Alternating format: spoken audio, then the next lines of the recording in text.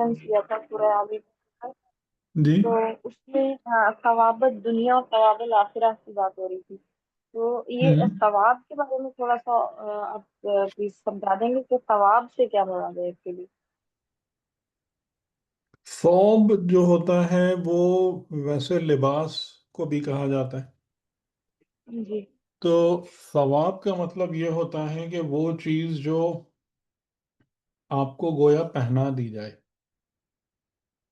جو آپ کا حصہ بن جائے آپ کے لیے. اور یعنی یہ تقریباً آپ اگر اس کو ویژولائز کرنا چاہیں، میننگ کو سمجھنا چاہیں، تو تقریباً یہ معنی سمجھ میں آتا ہے. ٹھیک ہے. سر یہ اچھا جو اب نصیبوں نصیب کا لفظ بھی استعمال ہوا ہے قرآن میں کہ جی نصیب ہے دنیا میں سے جو حصہ ہے جو نصیب ہے وہ لے لو اور آخرت میں سے لے لو، تو ہم نصیب اور ثواب کو ایک ہی معنی میں لے سکتے ہیں؟ نہیں، ایگزیکٹلی ایک نہیں ہے. یعنی ثواب کا مطلب جو ہے بنیادی طور پر وہ یہ ہے کہ وہ چیز جو آپ نے یعنی کوئی عمل کیا، کوئی کام کیا، اور اس کے نتیجے میں ایک چیز آپ کو مل گئی جسے آپ اپنے نفس کے لیے نفس پر اوڑھ سکتے ہیں، یعنی نفس کا حصہ بنا سکتے ہیں. نصیب کا مطلب ہوتا ہے کہ جیسے کسی بھی جگہ پر آپ کا شیئر، آپ اچھا، کا جو نفس پر حصہ، اوڑھ سکتے ہیں؟ آپ نے فرمایا کہ نفس یعنی پر یعنی جیسے، ہاں جی جی بالکل، یعنی جیسے مثال کے طور پر آپ نے نماز ادا کی. جی نماز ادا کرنے کے بعد آپ کے اندر ایک تبدیلی آئی. یعنی جیسے ہم نے یہ بات کہی کہ نماز صفت بندگی سے تعلق رکھتی ہے مینلی، لیکن اوور جی آل ایک تبدیلی آئی، آپ کی بندگی میں اضافہ ہوا. یہ چیز آپ کے پاس پہلے تھی اس عمل کو نہیں، یہ کرنے سے پہلے؟ ٹریڈیشنلی نہیں نہیں تھی.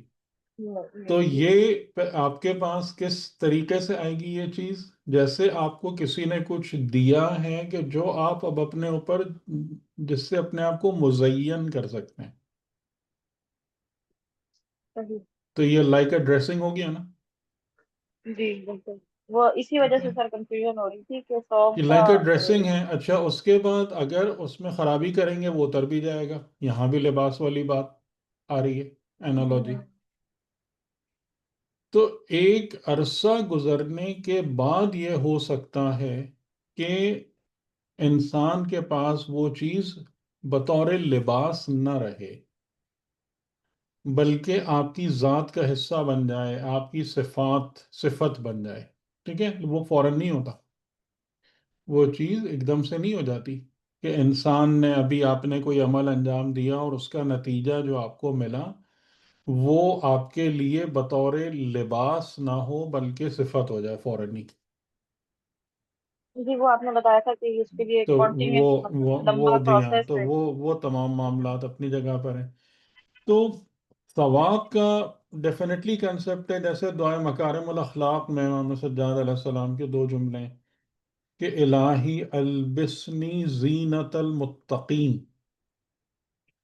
مجھے ہوں، متقین کی زینت کا لباس عطا کر. وحلنی بحلیت الصالحین، اور مجھے حلیہ دے جو صالحین کا حلیہ ہے. تو یعنی اٹائر عطا فرما وہ.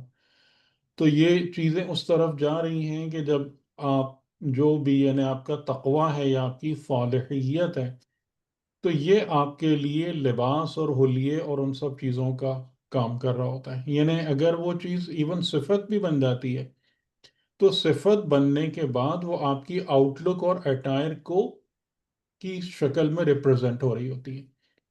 یعنی اس کو اگر ہم دوسرے طریقے سے بات کریں کہ اگر انسان میں صفت تقوی پیدا ہو جاتی ہے تو اس کی زندگی میں یا ذات میں ہر پہلو سے جھلکتی ہے. تو ایک صحیح۔ لباس یا ثواب وہ ہوا کہ جو آپ نے اپنے اوپر ابھی اوڑھ لیا ہے، اور ایک لباس جو امام علیہ السلام فرما رہے ہیں کہ جو آپ کی زینت اور حلیہ بن جاتا ہے وہ ہوتا ہے کہ جب صفت آپ کے اندر پیدا ہو جائے اور وہ صفت آپ کی ذات میں سے جھلکے یا نمودار ہو. تو یہ ثواب کے معاملات ہیں. تو سر پھر اس کو جس طرح ابھی آپ نے کہا کہ یہ ڈریس پرماننٹ بھی ہو جاتا ہے، اگر صفت وہ اندر اسٹرینتھن ہو جائے جی اور یہ جی، اتر بھی جاتا ہے تو یہ مطلب، پرماننٹ ہونے کے بعد نہیں اترتا، اس سے پہلے اترتا ہے، ہاں اس سے پہلے جی جی جب پرماننٹ نہیں ہوا ہے تو. جی جی کیونکہ ٹھیک ہے پرماننٹ ہونے کا مطلب ہے وہ آپ کی ذات کا حصہ بن چکا ہے، اور اس کے بعد ہائیلی ان لائکلی ہے، یعنی میں یقین ہوں سے یہ بات نہیں کہہ سکتا ہوں لیکن ہائیلی ان لائکلی ہے کہ وہ چیز پھر انسان سے نکل جائے، یعنی اسپیشلی نیکی کے حوالے سے. کیونکہ خدا تعالیٰ نے جو اس اب طرف ہمیں اشارہ دیا بھی ہے کہ جنت میں جا کر نکلنا نہیں ہے، جہنم سے نکلنا ممکن ہے. ہوں، تو اس کی بنیاد پر مجھے جو ایک بات سمجھ میں آتی ہے، میں 100% شیورٹی سے نہیں کہہ سکتا کہ اگر نیک صفت راسخ ہو جاتی ہے نفس میں تو اسے پھر خدا نہیں لیتا ہے انسان سے. اور لیکن اگر بری صفت ایون راسخ بھی ہوتی ہے نا، تو اس کے لیے پاسبلٹی موجود رہتی ہے کہ وہ نفس سے کلین ہو جائے. یعنی برائی سر اور یہ خرابی جو ہے نا وہ بالکل پرماننٹ نہیں ہوتی unless and until کہ کچھ بہت ہی خطرناک قسم کی چیزیں انسان نہ کر بیٹھے. جی سر یہ آپ کا ایک لیکچر میں وہ سن رہی تھی، غالباً نہج البلاغہ کے حوالے سے تھا، جس میں آپ نے شیطان کے حوالے سے بات کی تھی شاید جی دو ہفتے پہلے کا. تو جی جی. اس میں جیسے ہم نے بیان فرمایا ہے کہ وہ بندگی کر رہا تھا 6,000 سال تک، اس نے عبادت کی یا بندگی بندگی نہیں، کی؟ عبادت عبادت. عبادت کی، جی عبادت کی جی. پریکٹس، اس کا مطلب ہے کہ وہ صفر ڈیولپ نہیں ہوئی 6,000 سال کے عرصے میں بھی. ہم، صفت تو ڈیولپ نہیں مطلب ہوئی. اب یہ اس چیز کو ہم بندگی کی. ایگزیکٹلی کہنا مشکل ہے، لیکن ایک بات جو یقیناً کہی جا سکتی ہے کہ اس کے نفس میں تزکیے کے مسائل موجود تھے، اور جیسا اس نے ایگزبٹ کیا ان کو، یعنی کہ خود پسندی اور تکبر اور حسد، تو اس سے یہ بات انفر کی جا سکتی ہے کہ جس نفس میں یہ صفات پائی جاتی ہیں وہ حقیقتاً عبد نہیں ہوتا. جی تو سر یہ اتنے لانگ ٹرم پریکٹسز کے بعد بھی اگر تزکیہ نہیں ہو پاتا، مطلب تو ہم۔ اس کی کیا وجوہات ہیں؟ مطلب میں انسان کے حوالے سے بات کر رہی ہوں کہ اگر تزکیہ ہم نہیں لوگ دیکھیں، جیسے اس کی وجہ یہی ہوتی ہے کہ شروع سے نیت ہی نہیں ہے. اب ساری بات ارادے اور نیت پر ہے. ابھی بھی ہم نے جو بات کہی، اگر آپ غور کریں جنگ بدر اور احد کے درمیان ہم کن اصولوں کو سب سے زیادہ وہ کر رہے ہیں، ہائی لائٹ کر رہے ہیں. وہ یہی بات ہے نا کہ نمبر ون یہی بات ہے کہ تم اپنے نفس کو یا اپنے ارادے کو ارادہ خدا کے تابع کرتے ہو یا نہیں. پہلی منزل ہی یہی ہے.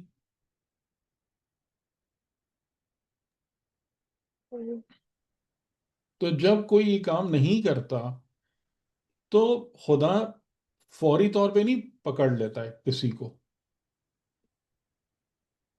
اور ایک چیز اور بھی ہوتی ہے کہ یعنی جتنا بھی ہے نا، ایک ایک کسی بھی مخلوق کے عمل کا ایک ذرہ بھی خدا ویسٹ نہیں کرتا ہے. یعنی جیسے ابلیس کو بھی دیا، ان عبادتوں کا بھی اجر دیا ہی نہیں دیا جو اس نے بالکل مانگا جی. کہ میں مطلب زندہ رہوں، میں کتنی لمبی لائف مل جائے، میں یہ کروں وہ کروں.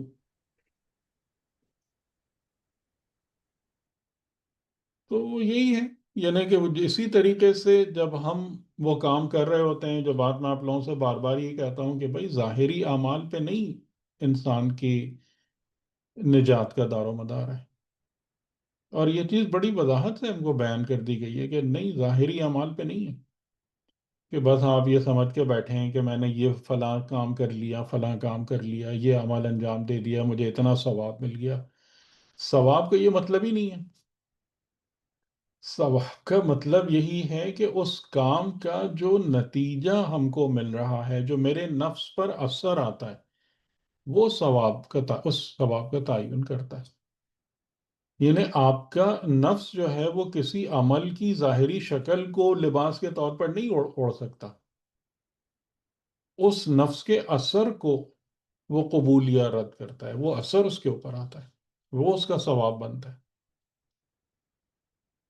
تو یہ چیزیں تو بہرحال سمجھنے کی ہیں، اور بہت اہمیت کے ساتھ سمجھنے کی ہیں جی، ورنہ ہماری ڈائریکشن پوری زندگی غلط سلط ہی رہتی ہے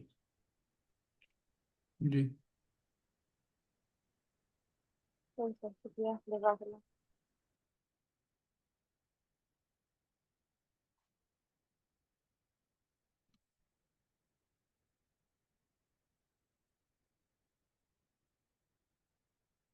جی اور کوئی بات تو نہیں؟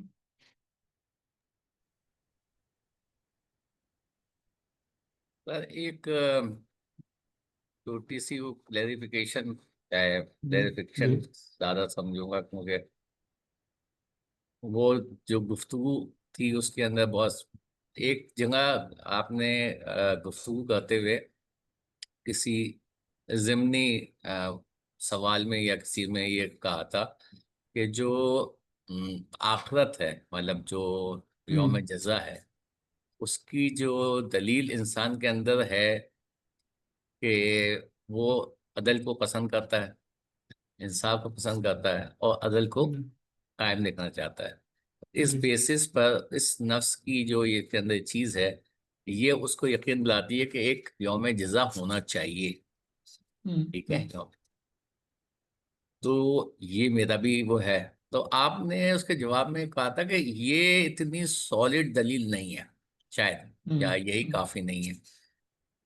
تو ہوں اس کو تھوڑا سا سمجھنا چاہ رہا تھا، کیونکہ میں نے اس کے بعد کافی دیر تک اس کو غور و خوض کیا، لیکن مجھے اس کے علاوہ کوئی اور دلیل نظر نہیں آتی کہ انسان کے نفس کے اندر جو ایک انصاف اور جی عدل اب اور مجھے ایگزیکٹ الفاظ یاد نہیں ہے، لیکن شاید ذہن میں بات یہ رہی ہو ہاں کہ شاید دیکھیں میں آپ ایک ایکسٹرنل کنڈیشن کے بارے میں جب بات کرتے ہیں نا، کہ یعنی کہ آپ کو ایک جگہ ظلم نظر آ رہا ہے، ٹھیک ہے، یہ زیادتی نظر آ رہی ہے، اور آپ اس بات کو پسند کرتے ہیں کہ یہ ظلم نہ ہو، یا آپ چاہتے ہیں کہ یہ ظلم نہ ہو، تو یہ کافی دلیل نہیں ہے اس بات کی کہ کوئی یعنی ایک جگہ ایسی ہونا لازمی ہے کہ جہاں پر ظلم نہ پایا جائے، ٹھیک ہے، یہ کافی دلیل نہیں ہے، یہ نہیں کہ یہ میرے کہنے کا مطلب تھا کہ یہ نیسسری یا سفیشینٹ کنڈیشن نہیں بنتی۔ جی آپ نے یہی کہا اصل تھا۔ اصل بات یہاں پر یہ ہے کہ اس ہستی کی موجودگی ضروری ہے جو اس چیز کو امپلیمنٹ کر سکے۔ 10,000 باتیں ہمارے دماغ میں آتی ہیں، ہم چاہتے ہیں، کوئی کچھ چاہ رہا ہوتا ہے، کوئی کچھ چاہ رہا ہوتا ہے، یا انسان کے اندر مختلف چیزوں کی گرائش ہے ان جنرل، لیکن ٹھیک ہے وہاں سے ایک چیز یہ ابھرتی ہے کہ ایک ایسی جگہ ہونی چاہیے یا ہو، لیکن اس سے یہ کیسے ثابت ہو رہا ہے کہ یقیناً ہوگی؟ تو یقیناً کسی ایسے مقام کو یا ایسی جگہ یا ایسے سلسلے کو قائم رہنے کے لیے اس مقتدر ہستی کی ضرورت ہے جو اس چیز کو ایگزیکیوٹ کر سکے ان اٹس پیورسٹ فارم۔ تو اصل جو کنڈیشن یعنی جو چیز فلفل کرتی ہے اس ریکوائرمنٹ کو، وہ اس خدا کی موجودگی یا اس پر ایمان ہے کہ جو عادل ہے، یہ اصل کنڈیشن ہے جو اس بات کو یقینی بناتی ہے کہ ایک نظام ایسا ہوگا کہ جہاں پر عدل و انصاف ملے گا۔ ہمارے اندر اس خواہش کا ہونا سفیشینٹ کنڈیشن نہیں ہے، یہ میرا مطلب تھا۔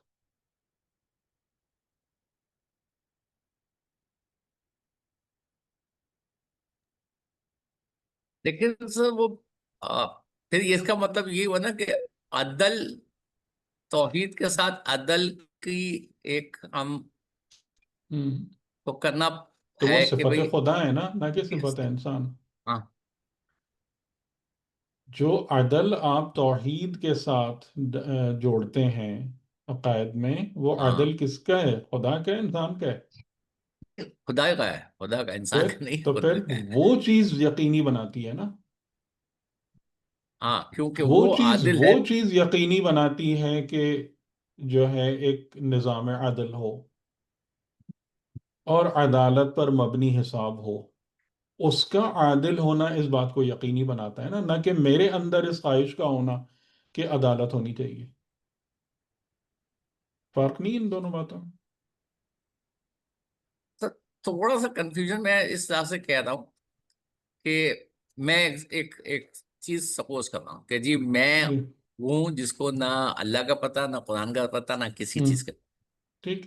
لیکن میرے نفس کے اندر ایک چیز تو آ جاتی ہے کہ یہ جو کریشن ہے اس کو بنانے والا کوئی ہے، جی. اور اس کی ابتدا بھی کہیں سے ہوئی ہے، اور ہوں. اس کی انتہا بھی کہیں پہ ہوگی. ٹھیک ہے. ہوں. ہوں.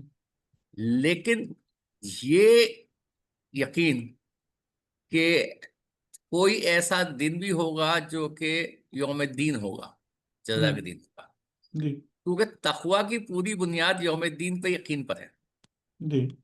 تو وہ اگر مجھے پاس کوئی چیز انفارمیشن نہیں ہے، قرآن نہیں ہے، کوئی بھی ایسی چیز نہیں ہے، تو اس کو ہوں. میں کیسے درک کروں گا؟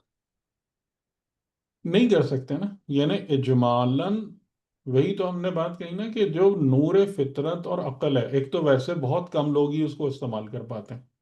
پہلی بات تو صحیح. یہی ہے کہ بہت کم صحیح ہے. لوگ ہیں جو نور فطرت اور عقل سے استفادہ کر پاتے ہیں. زیادہ تر لوگوں کے اس میں نہیں ہے، کیپیسٹی سے باہر ہو چکی ہے وہ چیز. کیونکہ آپ نسلاً بعد نسلن اتنا زیادہ اندھیروں میں اور دلدل میں پھنسے ہوئے ہیں، جنریشن آفٹر جنریشن، کہ انہیں انسانوں کو تو تقریباً خبر ہی نہیں ہے کہ ایسی کوئی چیز میرے اندر پائی بھی جاتی ہے کہ نہیں. ٹھیک. لیکن اگر آپ اس نور فطرت اور عقل کو ملاحظہ کرتے ہیں تو وہ آپ کو ایک اوور ویو، یعنی وہ آپ کو وہ کینوس پرووائڈ کر دیتی ہے ود آؤٹ لائنس کہ ایسا ایسا ایسا ہونا چاہیے. ٹھیک. یہاں سے بات شروع ہوتی ہے جس کو ہم نے کہا تھا کہ یہ ابتدائی تقوی ہوتا ہے. ہاں، یہ وہی جو سورہ ابتدائی تقوی ہے. ہوتا ہے. اور اگر یہ انسان بلڈ کر لے، ڈیولپ کر لے، تو اس کی ہدایت کا سفر بہت آسان ہو جاتا ہے اور بہت کوئک ہو جاتا ہے. یعنی ہم وہ لوگ ہیں کہ جن کے پاس یہ ابتدائی تقوی تقریباً نل ہے. اس کی جگہ جو ہے نا پتہ نہیں کیا اکڑم پکڑم گھس گیا ہے دین کے نام پر، اور ہم ساری زندگی اسی کو صاف اور اندر باہر کرنے میں ہی لگے رہتے ہیں کہ جناب کو یا کیا ہمیں بتاتا ہے او بھائی یہ تم نے کیا ڈال لیا، یہ غلط سلط، وہ ہم پریشان ہو کے اس کو نکالتے ہیں، پھر کوئی دوسرا آگے کہتا ہے نہیں نہیں اس کو واپس لاؤ وہ صحیح تھا. صحیح. اس کو باہر نکالو. آپ بتائیں ہماری یہ حالت ہے یہ نہیں ہے؟ بالکل یہی ہوتے ہیں، بالکل یہی ہے. تو جب وہ یہ کا بالکل ابتدائی چل رہا ہے. درجے کا تقوی نہیں ہوتا، یعنی کہ اس کا مطلب ہے کہ آپ کے اندر سے آپ کو کوئی سمجھ نہیں آ رہی ہوتی، تو پھر آپ ٹوٹلی ڈیپینڈنٹ ہو جاتے ہیں کسی اور پہ. اور باہر 10,000 دکانیں لگی ہوئی ہیں، ہوں. ہر ایک صحیح. اپنا مال بیچنے کے لیے زبردست کنونسنگ طریقے سے آپ کے سامنے بیٹھا ہوا ہے. اچھا وہاں بھی وہی مصیبت آتی ہے کہ کیونکہ ہم خود اپنی ذات پر نظر کرنے اور اپنے آپ کو دیکھنے کے قابل نہیں ہوتے، تو وہاں بھی ہم 10 جگہ دھکے کھاتے پھر رہے ہیں کہ یہ صحیح ہے وہ صحیح ہے. ٹھیک. تو یہ اس سے ریلیٹڈ مسائل ہیں. آپ اس کی روشنی میں پھر اپنا سوال ریفریم کریں جو بات میں نے کہی کہ ہاں یہ ابتدائی تقوی ہے، اور یہ ایک تو ابتدائی وہی. تقوی جو ہے آپ کو ایک اجمال، یعنی ایک ہاں، پورا ایک اجمالی. کینوس پرووائڈ کرتا ہے. اس پر آپ کو براڈ آؤٹ لائنز بنا کے دے دیتا ہے کہ دیکھو یہ سچ ہے یہ غلط ہے، یہ صحیح ہے یہ جھوٹ ہے. اس کا ہوں. شعور آپ کے اپنے اندر آ رہا ہوتا ہے. ہاں، وہ سور اندر سے آتا ہے وہ تبھی وہ آپ آتا کو ہے. تو اس بارے میں اب آپ دھوکے نہیں کھا رہے ہوتے کہ جناب کوئی بھی اسپن ڈاکٹر آپ کے سامنے آ جائے اور قرآن کی آیتوں کو گھما دے اور حدیثوں سے پتہ نہیں کیا کیا چیزیں نکال لے، تو آپ احمقوں کی طرح اس کے پیچھے نہیں بھاگ رہے ہوں گے. تو یہ آپ کو یہ شعور ہوگا اندرونی طور سے کہ کیا صحیح ہے کیا غلط ہے، کس کے پیچھے جانا ہے کس. لیکن اب آپ کو اگر اس اجمال سے آگے بڑھنا ہے، ٹھیک ہے، یعنی وہ آؤٹ لائنز اوور ویو سے اب آپ کو آگے جانا ہے، تو وہاں پر بھی آپ کے پاس دو رستے بنتے ہیں. ایک رستہ بنتا ہے کہ خود آپ کے اندر وہ کیپیبلٹی آ جائے کہ آپ اپنے نفس کو واقعاً طہارت دے پائیں اور پھر اس سے جو روشنی پیدا ہونا، اس کے ذریعے سے اپنا رستہ دیکھ کر آگے جا سکیں، یہ آلموسٹ نیکسٹ ٹو امپاسبل ہے غیر معصوم کے لیے. ٹھیک ہے، وہ بھی آتی ہے، یعنی کہ پھر انسان کچھ ہوتے ہیں کہ جو تزکیہ کرتے ہیں، ان کو خود انہیں ایک بات سمجھ، لیکن وہ بہت بہت ہی مائنورٹی میں ایسے افراد ہوتے ہیں. اور شاید یہ خدا اس قسم کی ہدایت انہی لوگوں کو دیتا ہے جو جینوئن ہوتے ہیں اور ایسے مقامات پر ہوتے ہیں جہاں انہیں ظاہراً کوئی نبی یا رسول نہیں مل رہا ہوتا. صحیح؟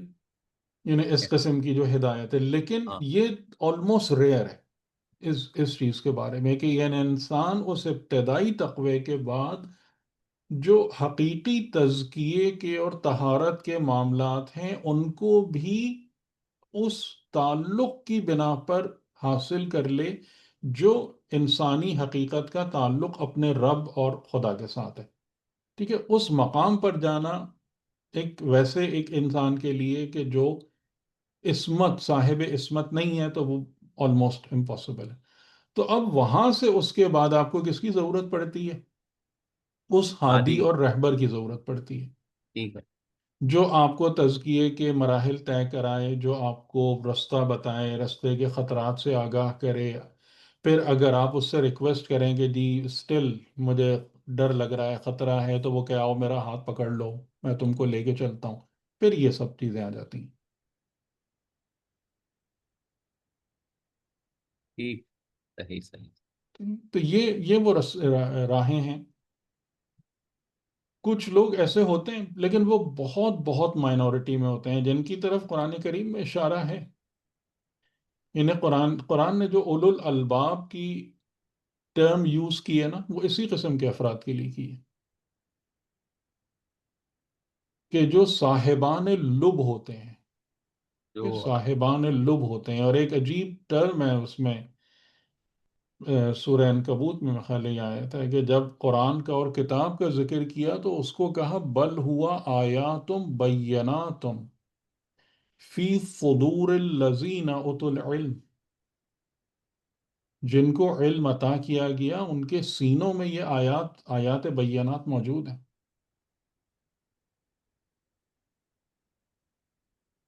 یعنی جیسے ہر نبی بنیادی طور پر اسی کیٹیگری سے تعلق رکھتا ہے، نبی ہاں سب شاگرد تو نہیں ہوتا نا کسی کا. اوتل علم تو صرف وہ ہے نا جو کہ نبی اور جو مطلب جن کو علم دیا گیا وہ تو علم عطا کیا گیا خدا کی طرف سے جی. عطا کیا گیا فقط تو وہ انبیاء نہیں ہے، فقط انبیاء نہیں ہے، اچھا فقط انبیاء نہیں. لیکن اس کے علاوہ بہت زیادہ، بہت ریئر ہے یہ چیز. اور ہم لوگ تو تقریباً اپنا کام اتنا خراب کر چکے ہیں کہ اگر ہم اب بچ بھی جائیں نا عافیت کے ساتھ، تو ہمیں بہت زیادہ شکر گزار ہونا چاہیے. ہم نے تو اپنا کام بہت زیادہ خراب کر لیا ہے.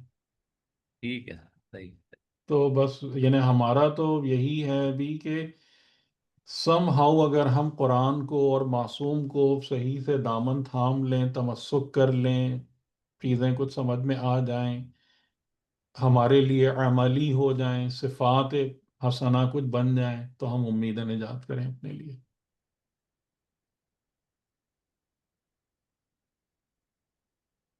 جی ٹھیک صحیح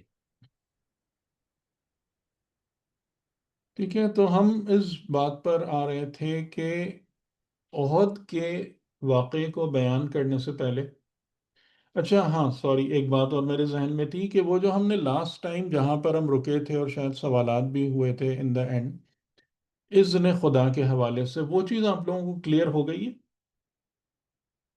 کہ جب ہم اذن کی بات کرتے ہیں تو اذن مینس اپروول، اللہ کا اپروول. ٹھیک ہے، اور اللہ کی طرف سے کسی بھی چیز کا جو اپروول آتا ہے یا پرمیشن آتی ہے، اس میں ہمارا کنڈکٹ، کردار اور نیت بھی بطور اسٹیک ہولڈر موجود ہوتی ہے. یہ والی بات آپ لوگوں کو سمجھ میں آ گئی نا کہ اذن کا مطلب یک طرفہ ٹریفک نہیں ہے. اذن کا مطلب خالی یہ نہیں کہ جو خدا نے چاہا اور بس اس کو ہر حال میں ہونا ہے، اذن یہ نہیں ہے کہ جس طریقے سے آج کل کے اس میں آپ بہت اچھے انداز سے اس بات کو سمجھ سکتے ہیں کہ آپ اگر کوئی بھی ایک کمپیوٹر پروگرام بناتے ہیں اور وہ آپ کو ایک نتیجہ، ایک آؤٹ پٹ دے رہا ہوتا ہے، تو یہ آؤٹ پٹ جو بھی ہوتی ہے وہ ان پٹس کے لیول اور نمبر اور تعداد اور اس کی اسٹیٹ اور کنڈیشن پہ ڈیپینڈ کرتی ہے. ایسے ہی ہوتا ہے نا. جی، بالکل. یعنی آپ خالی یہ نہیں کہہ سکتے کہ یہ والا پروگرام جو ہے نا مجھے یہ نتیجہ دے رہا ہے، یہ نہیں کہہ سکتے نا آپ. نہیں، یہ سب کا سب کس پر منحصر ہوتا ہے؟ آپ جو اس آپ میں ان پٹ کیا ان پٹ دیں. کیا ڈال رہے ہیں اور کس نوعیت اور کس قسم کی ہے. ٹھیک ہے، اب میں اس پہ نہیں جانا چاہتا کہ اس میں کیا کیا چیزیں ہوتی. تو اسی طریقے سے زندگی کے نظام میں جو یہ چیز ہے کہ انسان کے ساتھ کیا ہوگا، انسانی معاشروں کے خد و خال اور تشکیل کیسے ہوگی، اگر یہ ایک آؤٹ پٹ ہے خدا کے نظام کا، کیونکہ اسی کی بنا پر ہی جو ہمیں جو چیز ملے گی یا نہیں ملے گی وہ ڈٹرمن ہوتی ہے، تو اس کی کچھ ان پٹس بھی ہیں. اور ان میں سے ایک بہت امپورٹنٹ ان پٹ ہمارا ارادہ اور نیت اور ہمارا کردار ہے. اگر اسے ہم ایک طریقے سے بلڈ کریں گے، ڈیولپ کریں گے، ایک نتیجہ ملے گا. کسی اور طریقے سے اس کو لے کے چلیں گے، نتیجہ بدل جائے گا، آؤٹ پٹ بدل جائے گی.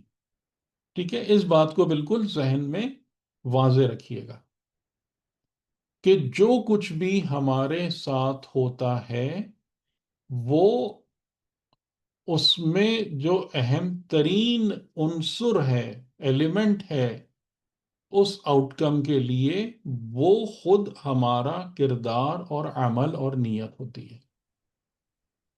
تو یہ میرے ذہن میں تھا کہ یہ والا نقطہ، اس بارے میں کسی کو کوئی شبہ نہ رہے. اور اس طرف قرآن کریم نے اشارہ کیا ہے، وَكُلَّ إِنسَانٍ أَلْزَمْنَاهُ طَائِرَهُ فِي عُنُقِهِ، کہ ہر انسان کے لیے، کل انسان، کہ ہم نے اس کے طائر کو یعنی اس کے نام عمل کو، عمل کے اثر کو اس کے گلے میں لٹکا دیا ہے. تو یعنی انسان کا جو عمل اور اس کا اثر اور نتیجہ ہے وہ ہمارے گلے میں لٹکا ہوا ہے. ہمارے گلے کا ہار ہے، وہ ہمارا پیچھا نہیں چھوڑتا، وہ ہمیں رہا نہیں کرتا. تو اس کا مطلب یہ ہے کہ ہماری زندگی کے اور عمل خود انسان کی ذمہ داری ہے. ٹھیک ہے، یہ دونوں باتیں یہاں پر سامنے آ رہی ہیں. ایک تو یہ کہ عمل خود 100% ریفر بیک کرتا ہے عامل کی طرف، عمل کرنے والے کی طرف، اس میں کسی اور کا کوئی شیئر نہیں ہے. اور عمل جو ہے وہ کیا ہوتا ہے، انسان کو کبھی رہا نہیں کرتا. درست. تو یہ بات ذہن میں رکھیے گا، یہ بہت بہت امپورٹنٹ پوائنٹ ہے. تو اس وجہ سے ہمیں اذن خدا کے حوالے سے یا خدا کا نظام ہمارے ساتھ کیا کرتا ہے اس بارے میں یہ غلط فہمی ہماری دور ہو جانی چاہیے کہ یہ کوئی یک طرفہ معاملہ ہے کہ جی بس اللہ نے یوں چاہا تو یوں ہو گیا. اس سے پہلے خدا کہتا ہے تم کیا چاہتے ہو، تمہاری کیا چاہت ہے، تم خود اپنے بارے میں کیا چاہتے ہو مجھے یہ بتاؤ. اس بنا پر پھر خدا آپ کے ساتھ ارادہ کرتا ہے کہ آپ کو کیا دے اور کیا لے یا کیا نہیں دے. تو یہ اور یہ چیز پریکٹیکلی یعنی قرآن کے ذریعے سے اور جو سیرت و سنت ہے اس میں بہت واضح طور سے سامنے آئی ہے، بدر اور احد کے نتائج میں فرق کی بنا پر، کہ ایک سال کے اندر ایسا کیا ہو گیا کہ جس میں نتائج میں اتنا بڑا ڈفرنس کریٹ ہو گیا. تو یہ بہت بڑا لیسن ہے ہم سب کے لیے کہ وہی لوگ ہیں، پیغمبر موجود ہیں. یعنی جیسے میں نے آپ لوگوں کو پہلے بھی ایک بات کہی تھی کہ آپ امام زمانہ کو بلا رہے ہیں اور آپ سب فریاد اور دعائیں کر رہے ہیں، آپ کے سامنے وہ مثال موجود ہے کہ جب خود رسول خدا جن سے افضل کوئی ہے ہی نہیں، یعنی کہ پورے نظام حجت میں آپ سے افضل کوئی شخصیت نہیں، وہ بنفس نفیس موجود ہیں، اور خدا اس طریقے سے فتح عنایت کرنے کے بعد ان کی موجودگی میں اس کو ہاتھ سے لے کر اس کو شکست میں بدل دیتا ہے، اور تکلیف اور اذیت میں مبتلا کر دیتا ہے مسلمانوں کو کہ ہوش میں آؤ، کہ تم کیا کرنے چلے ہو، کس کس راستے پہ چل پڑے ہو۔ ٹھیک ہے، تو اس سے یہ بات ہم کو واضح ہو رہی ہے کہ فقط حجت کو بلانے سے مسئلہ حل نہیں ہوتا ہے، آپ کا کردار اور آپ کی کنڈکٹ بھی اس سے کمپیٹیبل ہونا ضروری ہوتی ہے، تب آپ کو ایک نتیجہ ملتا ہے۔ تو اس میں اللہ تعالیٰ جو ہے وہ پہلے، یعنی ایک مقدمہ ہے ان آیتوں سے پہلے، اور اس مقدمے کے اندر جہاں پر ہم پچھلی دفعہ رکے تھے کہ اس میں یہ بات کہی جا رہی ہے کہ جو لوگ انبیاء کے ساتھ قتال کرتے ہیں ان کے لیے خدا کیا ایکسپیکٹ کرتا ہے کہ وہ ربیون ہوں گے، رب والے ہوں گے، اور ان کے اندر یہ 3 صفات پائی جائیں گی کہ وہ تھکیں گے نہیں، جو کچھ بھی اللہ کے رستے میں مصیبت یا سختی آئے گی کمزوری کا مظاہرہ نہیں کریں گے، شکستہ نہیں ہوں گے۔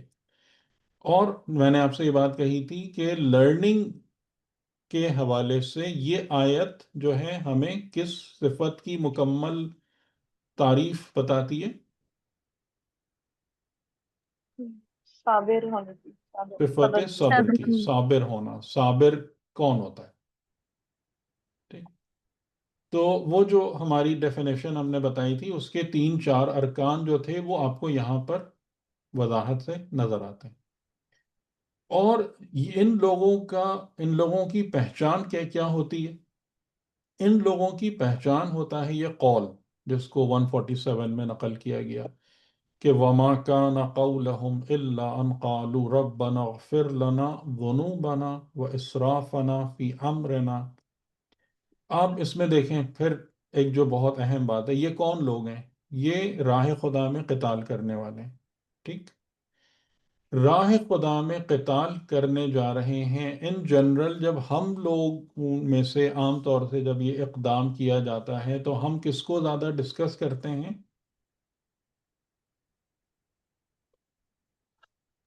ریسورسز کو، جنگ کے لیے جو نہیں نہیں، ریسورسز۔ یا دشمن کو، یعنی جس سے مقابلہ ہے، یا پھر جو بات آپ کی دوسری ہے ریسورسز۔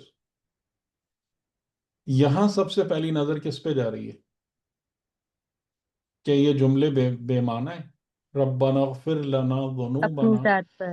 اپنی ذات اے جاتی ہمارے رب ہمارے گناہوں کی مغفرت کر دے، وہ، اور صرف گناہوں کی مغفرت نہیں، وہ اسرافنا فی امرنا، اور ہم نے اپنے کاموں میں جو اسراف کیا ہے، اسراف یعنی ایگزیجریشن، اسراف یعنی حدوں سے تجاوز۔ اب یہ حرام اور گناہ اور معصیت کی بات نہیں ہو رہی ہے، آپ اس جملے پہ غور کر رہے ہیں؟ یہ جو ربانی مجاہدین ہیں ان کی فکر کیا ہے، اور ان جنرل فکر کہاں پہ جاتی ہے؟ تو سب سے پہلے کون سی چیز ہے جس کو دیکھنا ہے؟ اپنی کس کو ذات دیکھنا کو۔ ہے؟ اپنے اپنے آپ آپ کو کو، دیکھنا ہے اپنے آپ کو دیکھ۔ کہ اگر آپ گناہوں کا بوجھ اپنے سر پہ لے کے جا رہے ہو اور اس کے بعد آپ یہ توقع کرو گے کہ نظام خدا جو ہے وہ میرے ساتھ کھڑا ہو جائے گا اور میری مدد آ جائے گی اور ملائکہ میرے پہلو میں آ جائیں گے، تو اس احمقانہ سوچ پر جلد سے جلد نظر ثانی کرو۔ اور صرف مغفرت گناہ نہیں ہے، امور میں اسراف، امور میں اسراف۔ ٹھیک ہے، اسراف کا مطلب آپ کو پتہ ہے نا، یعنی کہ جو چیز جیسے آپ کی ضرورت سے زائد ہو، جو کام ہمیں نہیں کرنا چاہیے، جس طرف ہمیں نہیں جانا چاہیے، ضروری نہیں کہ وہ حرام کے زمرے میں آتا ہو۔ یعنی جب ہم یہ اسراف کے یہ معنی تو ہم لوگ تقریباً سبھی استعمال کرتے ہیں نا، کہ جب ہمیں ضرورت نہیں رہتی ایک چیز کی اور اس کے بعد ہم اسی جگہ پر صرف کرتے ہیں، خرچ کرتے ہیں، تو ہم اسراف کر رہے ہوتے ہیں. تو یہ نا، یعنی کہ آپ کو وہ رزق مل گیا جو آپ کی ضرورت ہے اور مناسب مل گیا، لیکن اس کے بعد آپ کہیں نہیں جی مجھے 2 ڈشز اور ایڈ کرنی ہے مزے کی خاطر، لذت کی خاطر، تو آپ کس طرف چلے گئے؟ آپ نے رزق کے معاملے میں اسراف کیا. ٹھیک.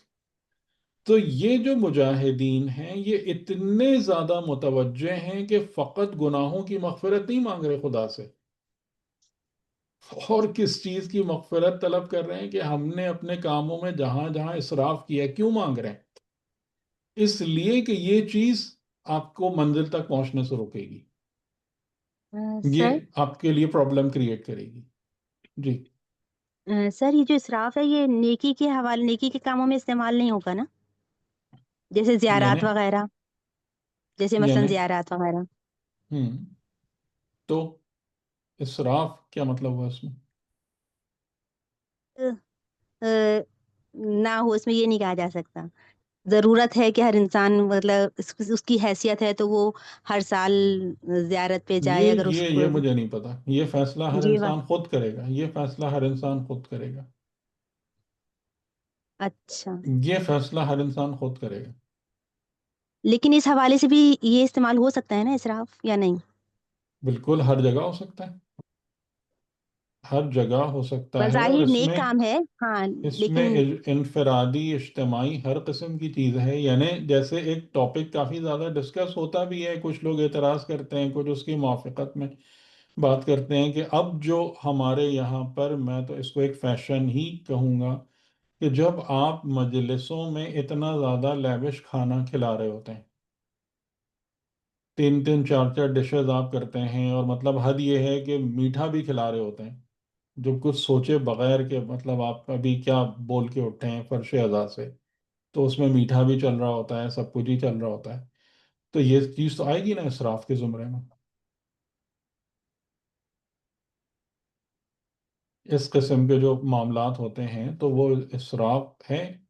یعنی ہمیں اصولاً یہ کرنا چاہیے کہ اگر آپ امام حسین علیہ السلام کے نام پر کوئی مجلس برپا کر رہے ہیں، تو اگر آپ نے کھانا بنایا ہے تو وہ زیادہ غریبوں فقراء ان میں تقسیم ہو. لیکن اب اس پر کون لڑائی جھگڑے کرے جا کے؟ یہ پرابلم ہے.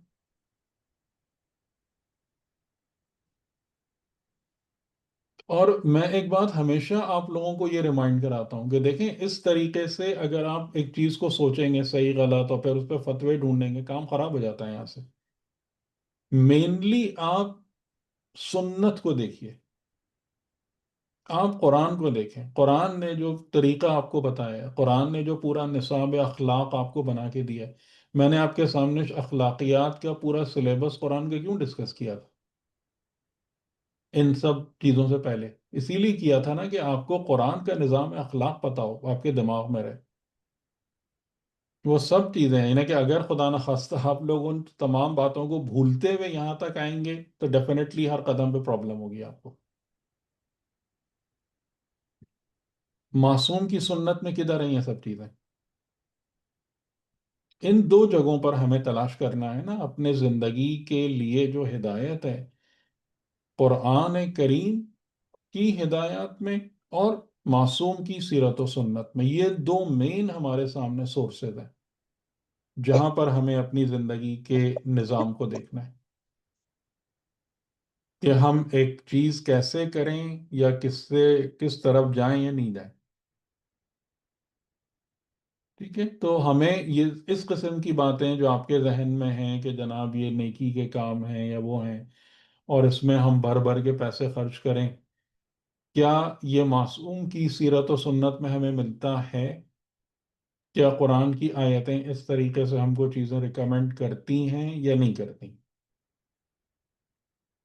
تو اس بارے میں آپ دیکھیں آپ کا ٹیک اوے کیا ہے.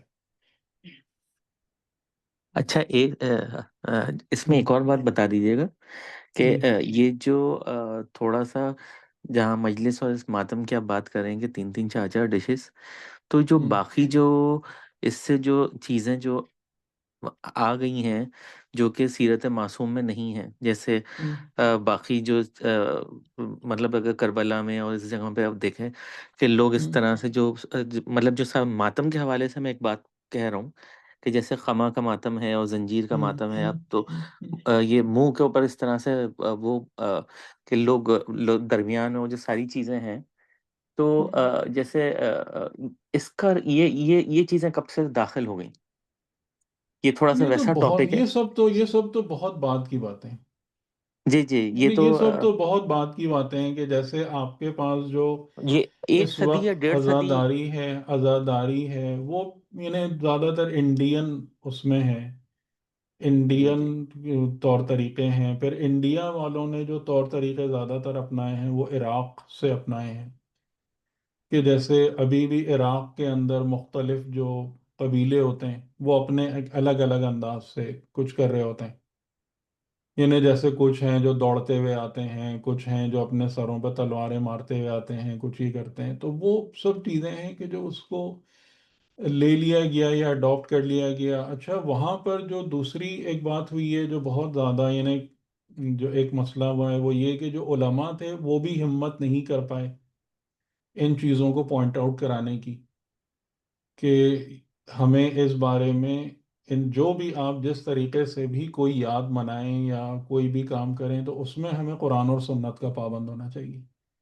وہاں سے بھی اس بارے میں اسٹرکٹ ایڈہیرنس کی ریکوائرمنٹ نہیں آ پائی، اور بلکہ مطلب انہوں نے بھی اس چیز کو فیل کیا کہ بھئی اگر امام حسین کا غم ہے تو جو جس طریقے سے منا رہا ہے وہ مناتا رہے، اور اس پر کچھ بولنا مناسب نہیں ہے، یا شاید جیسے ہم اس غم کی حیثیت کو خراب کر دیں گے یا کچھ کر دیں گے، تو یہ جیسے تمام کے آیت اللہ تمام قاضی مسائل ہیں۔ طباطبائی کے دور میں ہم، اس چیز کو ترویج دی جا رہی تھی. کچھ ایسے عوامل تھے کہ جو یہ قما کے ماتم کو، اور اس زمانے میں ہم۔ اس سے پہلے اس کی کوئی تاریخ ملتی ہے کہ جو آئمہ کا دور تھا، جیسے وہ 250 نہیں نہیں، سال انسان. آئمہ کے دور میں تو کچھ بھی نہیں ہے، جو تو ڈھائی اس سو سال میں ہے کیونکہ اس یہ میں ایک تو بڑا صرف ایک کنفیوزنگ بات ٹاپک ہے، ہے. اور جی اس جی میں تو صرف ایک بات ہے کہ آپ یعنی اگر آپ اس پہ جا کے دیکھیں، ابھی بھی آپ مفاتیح الجناح اٹھا کے دیکھیں، اور اس میں آپ اس چیز کو نوٹ کریں کہ جہاں پر جتنی بھی باتیں ہیں وہ صرف اور صرف 10 محرم کے لیے ہیں، صرف اور صرف 10 محرم کے لیے، یا اس میں اگر آپ ایڈ کر لیں تو یوم اربعین کو ایڈ کر لیں اس زیارت کے حوالے سے کہ جو زیارت اربعین ہے، یا اس میں جو ایک ایڈیشن آتی ہے یوم تاسوعا یعنی 9 محرم، یا جی جی. امام رضا علیہ السلام کی ایک روایت ہے امام رضا علیہ السلام کے حوالے سے کہ جو محرم کے ابتدائی 10 ایام، بس۔ لیکن اس کا میرا خیال ہے اینٹی ڈوٹ لوگ یہ لے آتے ہیں کہ جی آئمہ نے تو جبر و ستم میں زندگی گزاری، وہ یہ کام کر ہی نہیں سکتے تھے، ان پر حکومتوں کی پابندیاں تھیں، یہ تھا وہ تھا، تو بہرحال یہ اور اس میں سارا جو اویس بالکل ہی قرنی کی بالکل مثال ہی دیتے ہیں. الگ باتیں ہو جاتی ہیں، ظاہر ہے یہ بہت مشکل ٹاپک ہے، جی جی.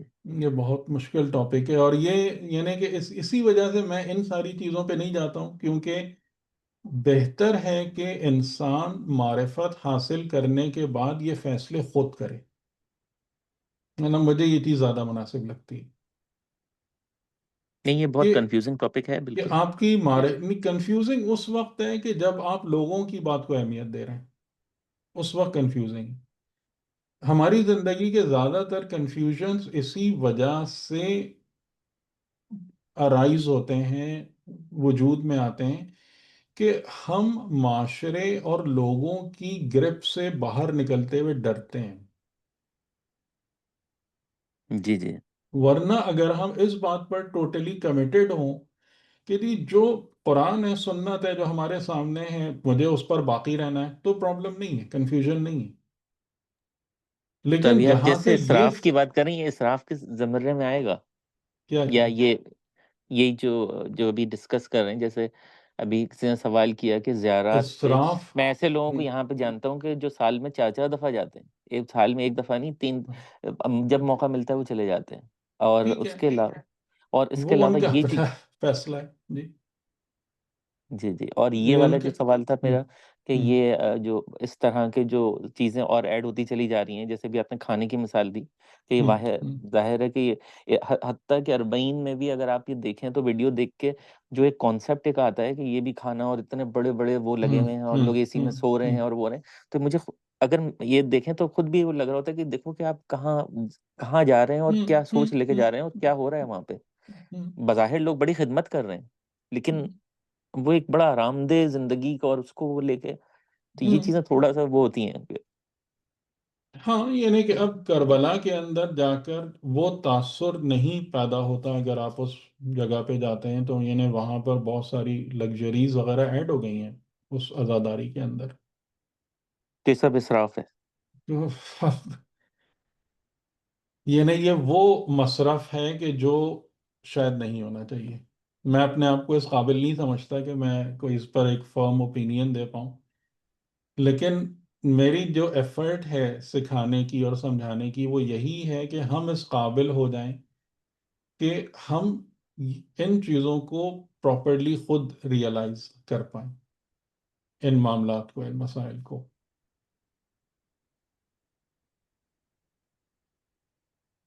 اور اس کے بعد ہم کوئی اقدام کر پائیں۔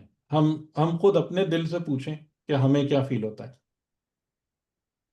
ہمیں کیا محسوس ہوتا ہے، ہمیں خوشی ہوتی ہے، ہمیں اچھا لگتا ہے یہ سب کچھ کر کے، یا یہ سب کچھ دیکھ کے، یا یہ سارے جتنے بھی کام ہیں یہ ہمیں امام حسین علیہ السلام سے قریب کر رہے ہوتے ہیں، کہ امام حسین علیہ السلام کی یاد اور جو آپ کا مطلب جو آپ کے کام کا جو اثر ہے جو ایک شیعہ کے دل پر قائم ہونا چاہیے، کیا اس سے بڑھتا ہے، کم ہوتا ہے؟ کیونکہ اصل چیز تو وہ ہے نا،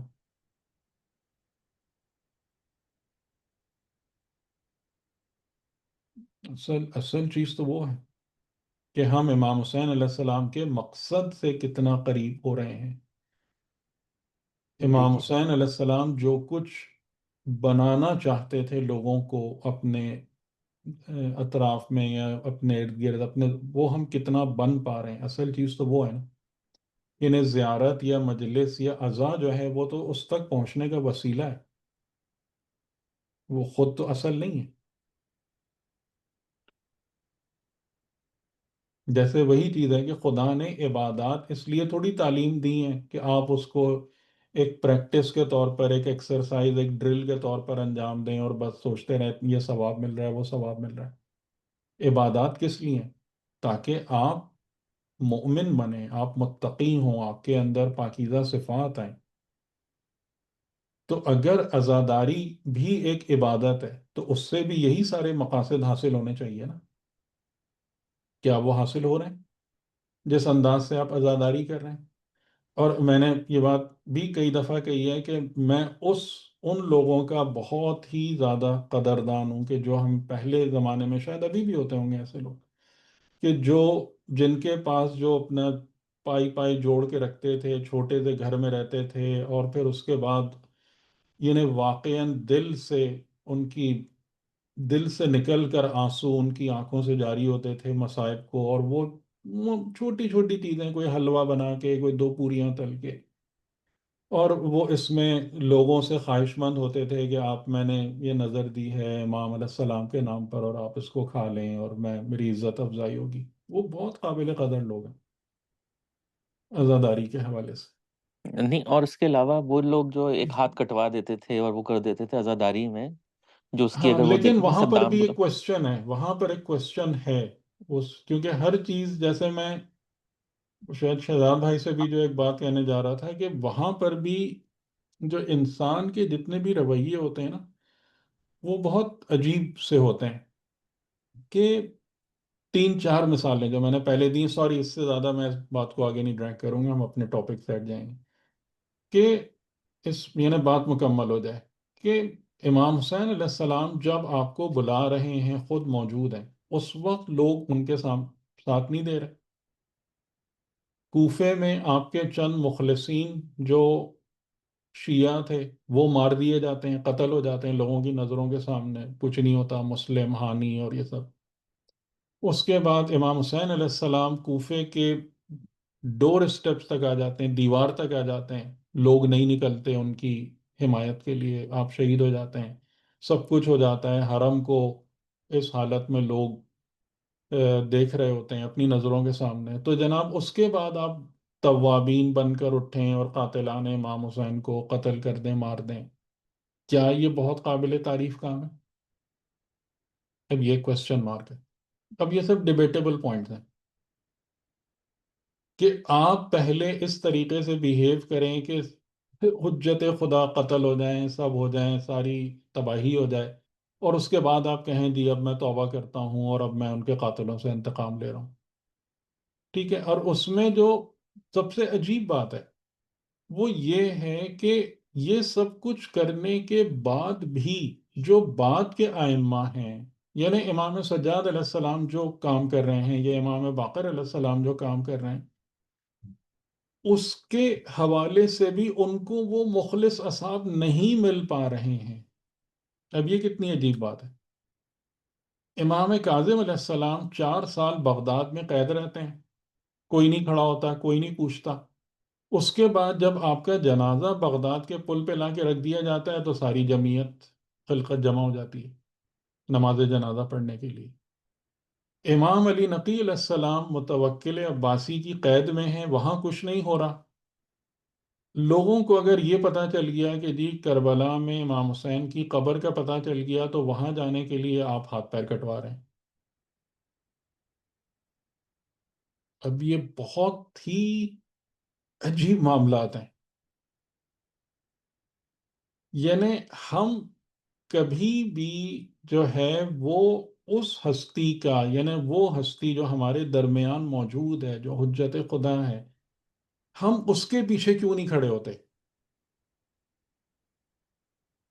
یعنی جب امام علی نقی علیہ السلام بنفس نفیس موجود ہیں تو اہمیت آپ کے پیچھے چلنے، آپ کی اتباع کی ہے یا کربلا جا کے زیارت کرنے کی ہے؟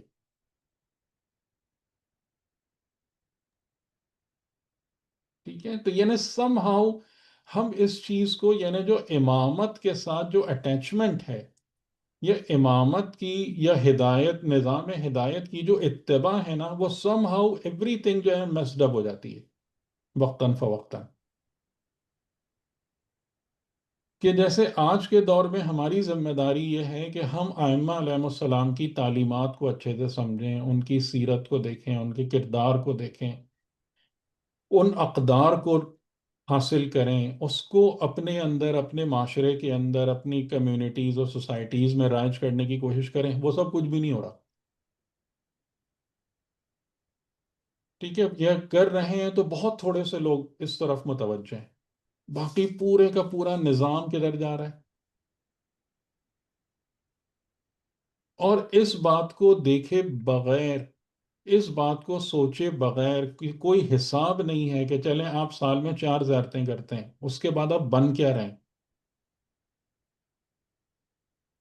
جی جی یعنی جو نور امام حسین علیہ السلام ہے وہ کتنا آپ کے اندر آ رہا ہے؟ یا ہماری گفتگو صرف اتنی ہی رہ جاتی ہے کہ جی میں زیارت پہ گیا اور وہاں یہ ہوا اور میں نے ایسے واک کی اور اس قسم سے لوگوں نے خدمت کر دی اور اتنے طریقے سے لوگوں نے کھانے پیش کر دیے. یہ مقصد امام حسین کو ڈیفائن کر رہی ہیں چیزیں. یہ سب اب ہمیں سوچنے کی بات ہے. ٹھیک، چلیں. تو اس کے بعد جب ہم یعنی صابرین کی بات آئی اور وہاں سے ہم نے پھر ان کی دعا کو دیکھا، تو اس دعا کے اندر 2 چیزیں وہ ہیں کہ جو انہوں نے پناہ مانگی، مغفرت مانگی اپنے گناہوں کی اور اپنے امر میں اسراف کی. اور جیسا کہ آپ لوگوں کے سوالات سے بھی یہ بات واضح ہو گئی کہ اسراف والا عمل، معاملہ جو ہے بہت سینسیٹیو ہے، کیونکہ یہ لائن ڈرا کرنا کہ چیزیں کب آپ کی ضرورت کی حدود میں رہتی ہیں، کب اسراف کے دائرے میں چلی جاتی ہیں، آسان کام نہیں.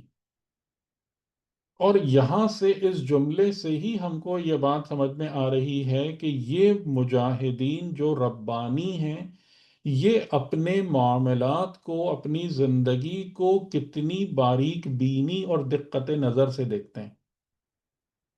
یہ ان کی صفت ہے کہ خالی وہ اپنے گناہ اور معصیت کا حساب نہیں رکھتے بلکہ اس بات کی طرف بھی متوجہ ہیں کہ ہماری زندگی کے جو بھی امور ہیں اس میں ہم مرضی خدا سے نہ کھسک جائیں کہیں، اس ٹریک کو نہ چھوڑ دیں۔ اسراف، جیسا میں نے کہا، کہ ضروری نہیں ہے کہ وہ حرام اور معصیت کے زمرے میں یا اس چیز میں آ رہا ہو۔ یہ ایک زبردستی 2 ڈشز اپنے دسترخوان پر رکھنا بھی اسراف ہو سکتا ہے۔ بغیر کسی وجہ سے گاڑی کے ماڈل کو اپ کر دینا بھی اسراف ہو سکتا ہے۔ یہ سب چیزیں اس چیز میں جاری ہوتی ہیں، ٹھیک۔ اور پھر اس کے بعد یہ کہ یہ پہلی چیز کہ اپنے آپ کو دیکھو، کیونکہ خدا تمہارے قلب پر نظر کرے گا اور اس کے مطابق تم سے معاملہ کرے گا۔ تو یہ دیکھو کہ تمہارے اندر کیا چل رہا ہے، تمہاری حالت کیا ہے۔ وَثَبِّتْ أَقْدَامَنَا، اور پھر اس کے بعد وہ دعا ہے اور وہ طلب ہے، وہ سوال ہے کہ جو اب آپ کے اصل کام سے متعلق ہے، کہ ہم جب میدان میں جا رہے ہیں تو ہم نے جیسے بدر میں بھی دیکھا تھا کہ شہزاد بھائی یاد دلائیں، سب سے پہلی چیز کیا تھی میدان میں جانے کے بعد؟ کہ ہمیں استقامت ہمیں استقامت، ثابت کرنا ٹھیک ہے، ہے۔ ٹھیک جی ہے نا، یعنی استقامت، یہ والی بات کہ آپ کو استقامت رکھنا ہے، ہاں اور پھر آپ اس بات کی امید کریں گے کہ نصرت خدا آپ کے ساتھ آئے گی اور آپ کو قوم کافرین پر فتح عنایت کرے گی، ٹھیک ہے۔ تو یہ پورا وہ نظام بھی سمجھ میں آ گیا کہ جو حقیقی مجاہدین ہیں، جو فی سبیل اللہ جہاد کر رہے ہیں، جو ربانی ہیں، ان کی سوچ اور ان کی اپروچ کیا ہوتی ہے جہاد میں، اور اس کو خدا ان کے تمام طریقوں کو اللہ تعالیٰ کیا کر رہا ہے، انڈورس کر رہا ہے، اس پر اپنی اپروول کی سٹیمپ لگا رہا ہے۔ فَآتَاهُمُ اللَّهُ ثَوَابَ الدُّنْيَا وَحُسْنَ ثَوَابِ الْآخِرَةِ، کہ پس اللہ نے ان کو دیا ثواب دنیا، یعنی دنیا کے اندر جب آپ اس جہاد میں کامیابی حاصل کرتے تو ڈیفینیٹلی آپ کی دنیا کی زندگی، آپ کا معاشرہ، وہ سب چیزیں ترقی کرتی ہیں، بہتر حالت میں آ جاتی ہیں، جیسے مسلمانوں کے ساتھ ہوا۔ اس کے بعد تو ثواب دنیا بھی ملے گا، دنیا کی برکتیں، رزق میں اضافہ اور مختلف نعمتیں، اور آخرت کے ثواب کا حسن وہ عطا ہوگا۔ اور یہ کیوں ہے، یعنی اس قدر زیادہ اور بہترین اجر کیوں ہے؟ اس لیے کہ اللہ محسنین سے محبت کرتا ہے۔ تو یہاں پر جو یہ تمام صفات اور اس کو بیان کیا گیا، تو یعنی الٹیمیٹلی ربانی ہونا، صابر ہونا، اس کے بعد مجاہد ہونا، یہ تمام کی تمام چیزیں الٹیمیٹلی انسان کو کہاں تک پہنچا دیتی ہیں؟ مقام احسان تک پہنچا دیتی ہیں، اس کو محسن بنا دیتی ہیں۔ اور جب انسان میں صفت احسان پیدا ہو جاتی ہے تو وہ محبت خدا کے زمرے میں آ جاتا ہے، یعنی محبوب خدا بن جاتا ہے۔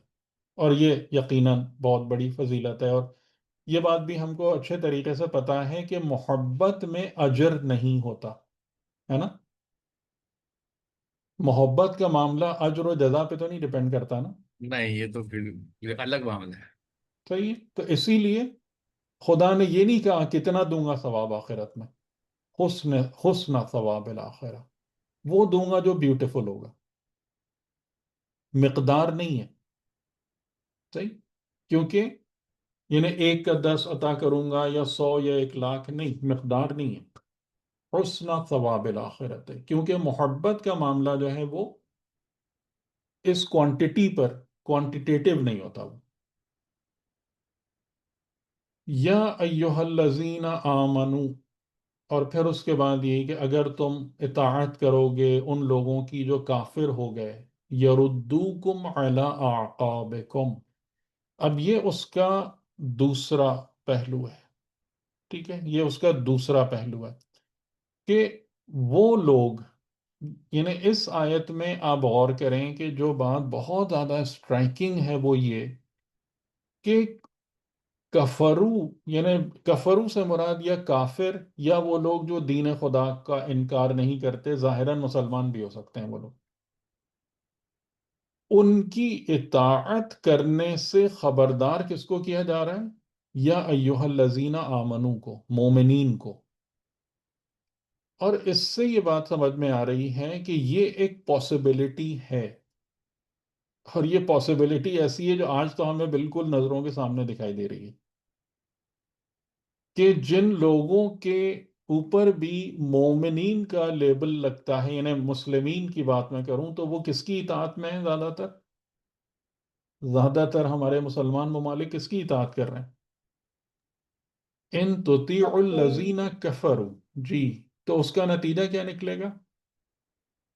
اگر تم اس رستے پر، ایک رستہ یہ بتایا کہ جو خدا کا محبوب رستہ ہے وہ یہ رستہ ہے، اس کو اگر تم چھوڑ دو گے، اور اس کو چھوڑنے کا مطلب یہ ہے کہ جو لوگ دین کا انکار کرتے ہیں یا کافر ہیں، اگر تم ظاہراً ایمان رکھتے ہوئے ان کی اطاعت پر آ جاؤ گے تو سب سے پہلا کام وہ کیا کریں گے؟ یردوکم علی اعقابکم، وہ تمہارے عقب کی طرف تم کو پلٹا دیں گے۔ رد یعنی ریفلیکٹ ہونا، واپس جانا۔ کدھر؟ کہ جہاں تمہارے عقب، تمہارے پیچھے کی طرف، یعنی جو تمہارے پیچھے ہے، اور پیچھے سے مراد یہاں پر کیا سمجھ میں آ رہی ہے؟ کہ اس وقت زیادہ تر جو مسلمان تھے وہ کفر سے نکل کر اسلام میں داخل ہوئے تھے یا اسلام کے راستے میں آگے بڑھ رہے تھے، تو زیادہ تر مومنین کی عقب میں کیا چیز تھی اگر آپ سوچیں؟ کفر تھا۔ وہ کفر تھا جس سے وہ نکل کر آئے تھے، تو تم کو پلٹا دیں گے، ریفلیکٹ کر دیں گے اعلی اعقابکم، تمہارے عقب پر، یعنی تم پلٹ کر اسی کفر اور اسی جہالت کی طرف چلے جاؤ گے کہ جو جہاں سے تم نکل کر آئے تھے۔ اور یہ کیسا انقلاب ہوگا؟ فَتَنْقَلِبُوا، اور پھر تم منقلب ہوگے کس حالت میں؟ کہ تم خسارہ اٹھانے والے ہو جاؤ گے۔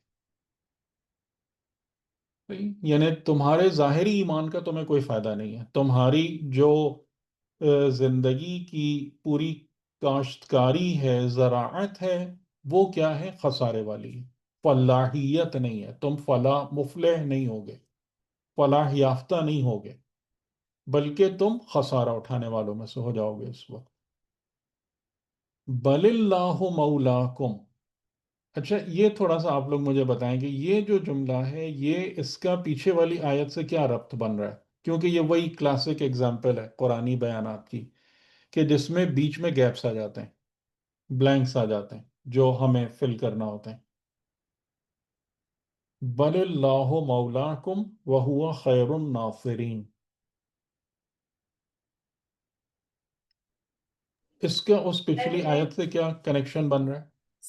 سر جہاں پر یہ بل کے ساتھ آتا ہے تو ہم پچھلی چیز کو کا انکار کر کے ہے، تو اس کا مطلب یہ ہے کہ اللہ کو چھوڑ کے آپ نے کسی اور کو مولا بنا لیا ہے ہم اور اس لیکن سے آپ مولا نے کا لفظ تو پیچھے کی آیت میں نہیں ہے، نہیں ہے نا، تو یہ لیکن مولا کا کنسپٹ کیسے آ رہا ہے بیچ میں؟ مولا کا کانسیپٹ اس طرح سے آ رہا ہے کہ جب آپ نے ان کی اتباع کر دی جو ہاں، کہ کفر ہے، ٹھیک ہے، تو بسم اللہ آپ اطاعت، نے ان کو اپنا مولا بنا لیا ہے۔ توتیو، ٹھیک ہے، یہ نقطہ ٹھیک ہے یاد رکھیے گا، جی، یہ نقطہ یاد رکھیے گا، ہاں انہوں نے اتباع ٹھیک ہے۔ کی تو بس آپ صحیح، کا مولا کون ہے؟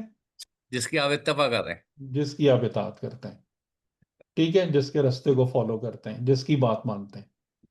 آپ کا مولا وہ نہیں ہے جس کے بارے میں آپ زبان سے کلیم کرتے ہیں۔ ہاں زبان سے کلیم تو کوئی ہے ہی نہیں سر، وہ تو ٹھیک اب ٹھیک، آ گئی نا بات سمجھ میں؟ جی بالکل سمجھ آئے، بالکل واضح دلیل موجود ہے نا؟ بالکل بالکل۔ صحیح، کہ یعنی یہاں پر تطیعو ہے، یہاں پر مولا ہے، مولا کو، تو اس کے درمیان کنیکشن کیا بن رہا ہے؟ کہ تمہارا مولا وہی ہے جس کی تم اطاعت کرتے ہو، جس کے راستے پہ تم چلتے ہو، جس کے راستے کو تم فالو کرتے ہو، ٹھیک؟ تو اب تمہیں کس کو مولا بنانا چاہیے؟ یعنی اگر تم ایمان لائے، بل اللہ مولاکم، اللہ تمہارا مولا ہے، کیوں؟ اس لیے کہ تم ایمان لائے ہو، اللہ ولی الذین آمنو، تو جو لوگ ایمان لاتے ہیں اور سچا ایمان لاتے ہیں، نعوذ باللہ شرک اور منافقت اس میں شامل نہیں ہوتی، تو وہ خود بخود کس کی ولایت میں چلے جاتے ہیں؟ لگی اللہ کی ولایت میں. ولایت بخیر. لیکن اگر ایمان لانے کے بعد وہ ان لوگوں کی اطاعت شروع کر دیں جو دین کا انکار کرتے ہیں تو کیا ہوگا پھر؟ کفر میں چل جائیں گے. وہ اللہ کی ولایت سے باہر نکل جائیں گے، باہر نکل جائیں گے، اللہ کی ولایت سے باہر. اگرچہ کہ ظاہراً مومنین دکھ رہے ہوں گے آپ کو. صحیح صحیح. صحیح. تو یہ تمام کے تمام دیکھیں، قرآن کریم جو ہے نا ہمیں پورا یہ اصول بتا رہا ہے کہ اصل جو یعنی ولایت کا دار و مدار جو ہے وہ اطاعت پر ہے، رستے کو طے کرنے پر ہے. تو ہم اگر کہتے ہیں کہ جی اللہ کی ولایت کے سائے میں امام علی علیہ السلام میرے مولا ہیں، تو یہ بات کب صحیح ثابت ہوگی؟ جب میں امام علی علیہ السلام کی راہ کو طے کروں گا، ان کی اطاعت کروں گا. ٹھیک. تو بل اللہ مولاکم، کہ بے شک بلکہ اللہ تمہارا مولا ہے، وَهُوَ خیر الناصرین. اور دوسری بات ہمیں یہ سمجھ میں آ رہی ہے کہ یہ کیوں گئے ان کی اطاعت میں؟ کہ ان سے مدد چاہ رہے تھے، مطلب کہ نصرت چاہ رہے ہیں. ٹھیک ہے. نصرت چاہ رہے ہوں گے. اگر تم سرپرستی چاہتے ہو تو اللہ تمہارا مولا ہے، اس کو چھوڑ کے کہیں اور کیوں جا رہے ہو؟ اور اگر تم اپنے زندگی کے امور میں ہیلپ کے اور آسانی کے اور نصرت کے طلبگار ہو تو سب سے بہتر ناصر کون ہے؟ اللہ. وہی ہے جس کا نہیں. سب سے جو مقتدر ہے، جس کا اقتدار ہر شے پر ہے، جو علی کل شیء قدیر ہے، جو صاحب فضل عظیم ہے، جو بخل نہیں کرتا اپنے بندوں کو کی بھلائی کرنے سے. اس کو چھوڑ کر کسی اور کو مولا بناؤ، اس کو ترک کر کے کسی اور کی نصرت تلاش کرو،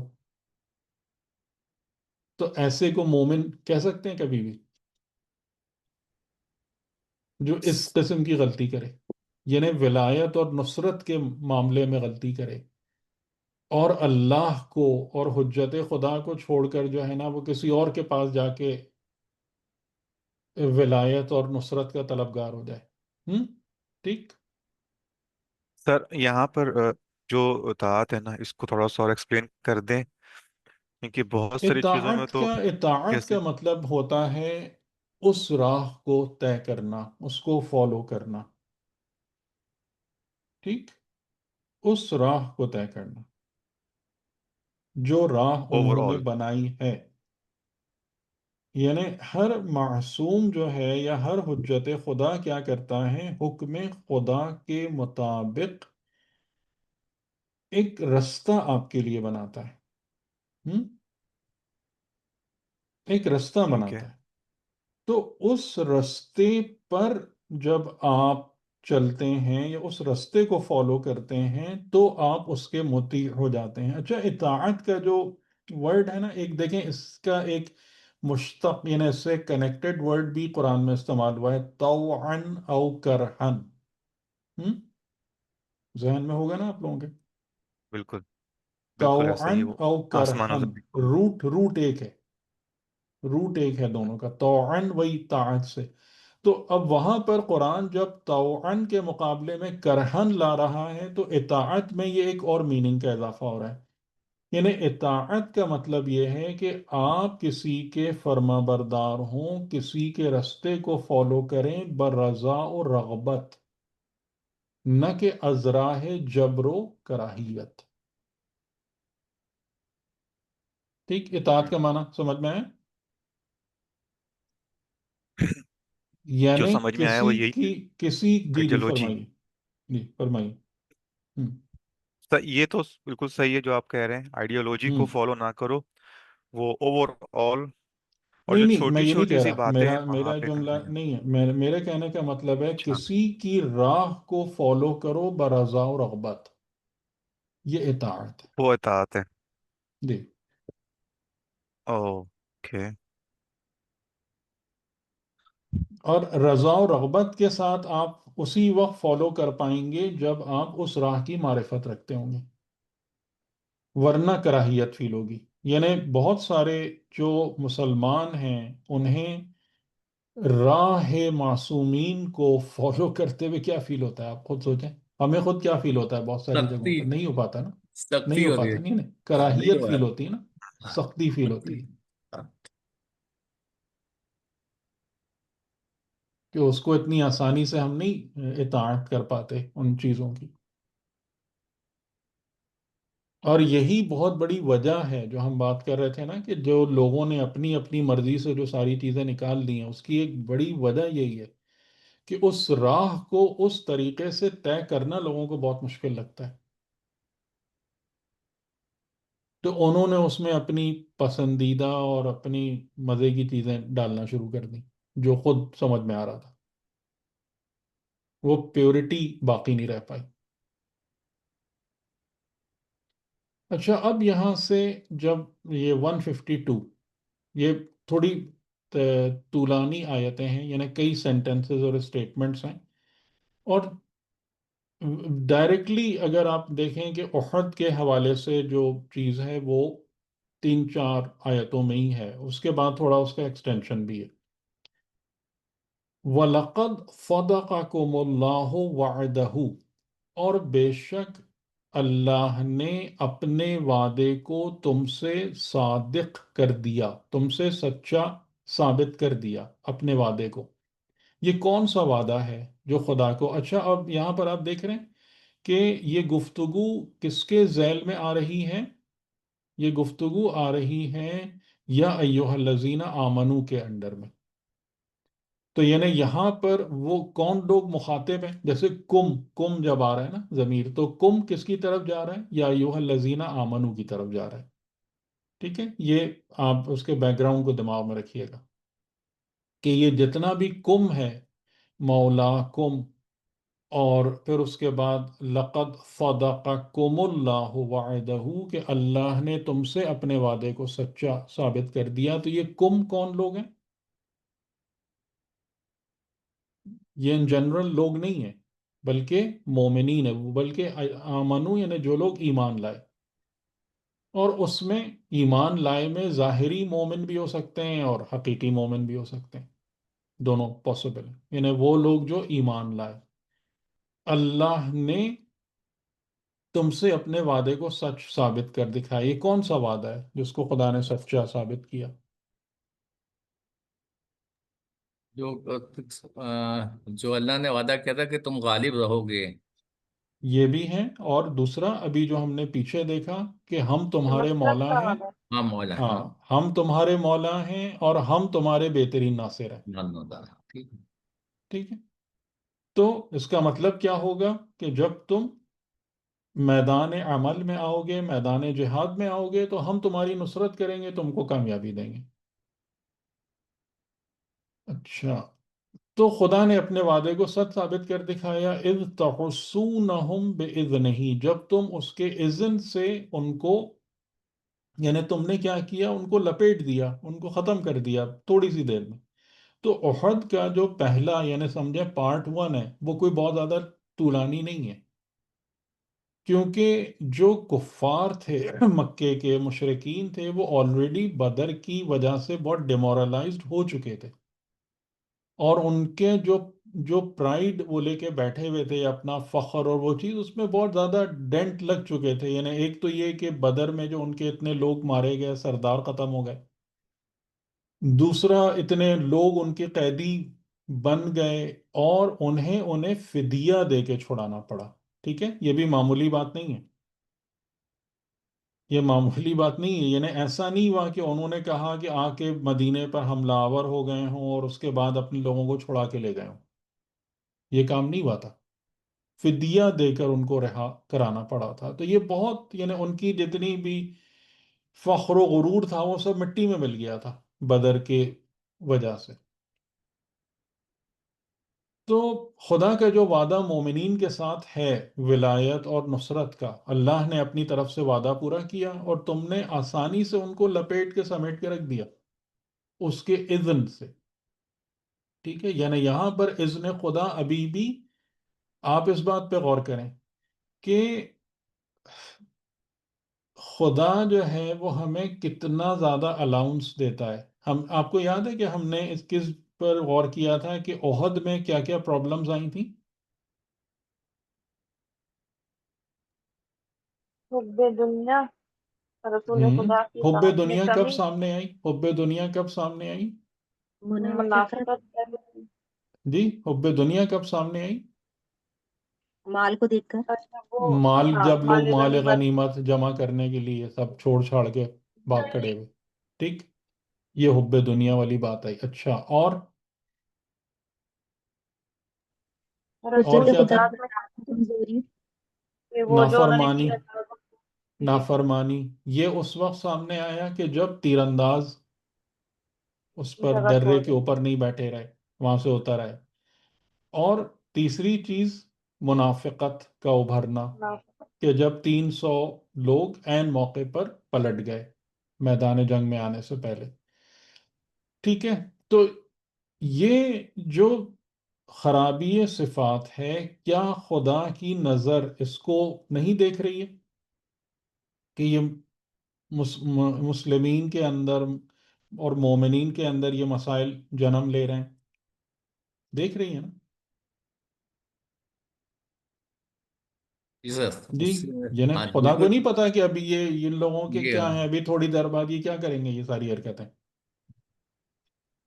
تو وہ جو بھی انسان کا عمل ہے وہ کوئی ہوا میں خلا میں تھوڑی جنریٹ ہو جاتا ہے. وہ تو اس کے اندر ٹینڈنسیز ہوتی ہیں، صفات ہوتی ہیں، رجحانات ہوتے ہیں، تب عمل ظاہر ہوتا ہے نا. لیکن آپ اس چیز کو دیکھیں کہ ابھی بھی جب تم نے ایک خرابی کا مظاہرہ کیا، ابھی 2 خرابیاں عملاً ظاہر نہیں ہوئی ہیں، لیکن اذن خدا جو ہے ابھی بھی آپ کو سپورٹ کر رہا ہے یا آپ کو پنش کر رہا ہے؟ سپورٹ کر رہا ہے نا. جی سپورٹ کیا نا، تبھی تو نصرت ٹھیک ہے، آئی پھر کہ الٹیمیٹلی. اتنی جلدی آپ نے جو ہے ان کا معاملہ ختم کر دیا، صاف کر دیا. تو اگر یعنی یہ ہمارے لیے ایک بہت بڑا سبق ہے کہ جو اذن خدا، یعنی جو خدائی الہی نظام ہے کہ جو ہمارے لیے ڈیسائیڈ کرتا ہے کہ آپ کو کیا ملنا چاہیے، تو یہ اس وقت تک آپ کو رعایت دے رہا ہوتا ہے کہ جب تک ہم اپنی خرابی کو عمل میں نہ لے آئیں، عملی نہ کر دیں.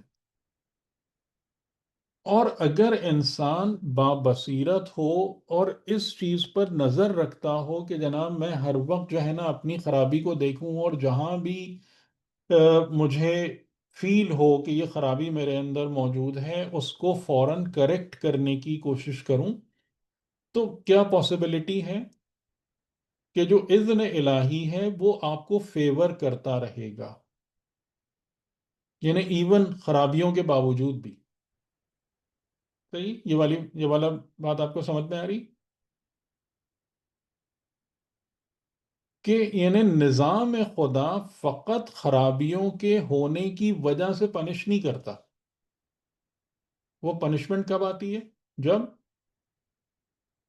وہ بالکل اینڈ ہو جاتا ہے مطلب. جب خرابیوں کو ہم عملاً ظاہر کر دیں، عملاً ارتکاب کریں اس خرابی کا. ٹھیک، تو یہ پرابلم حتیٰ، یہ کب تک رہا؟ حتیٰ، یہ حتیٰ کا ورڈ یہاں پر بہت انلائٹننگ ہے. یعنی یہ جو تم نے، جو اذن خدا تمہارے ساتھ تھا جس کی وجہ سے تم کو اتنی جلدی اور آسانی کے ساتھ فتح مل گئی، جو اللہ کا وعدہ تمہارے لیے پورا ہو رہا تھا، یہ والا معاملہ کب تک رہا؟ حتیٰ، جب تک کہ اذا فشلتم، تم تم نے کیا کر دیا؟ فشل تم کا مطلب تم پھسل گئے، تمہارے قدم پھسل گئے. اب یہ جو فشل تم ہے یہ کس کے بارے میں بات ہو رہی ہے؟ یعنی مال کو دیکھ کر،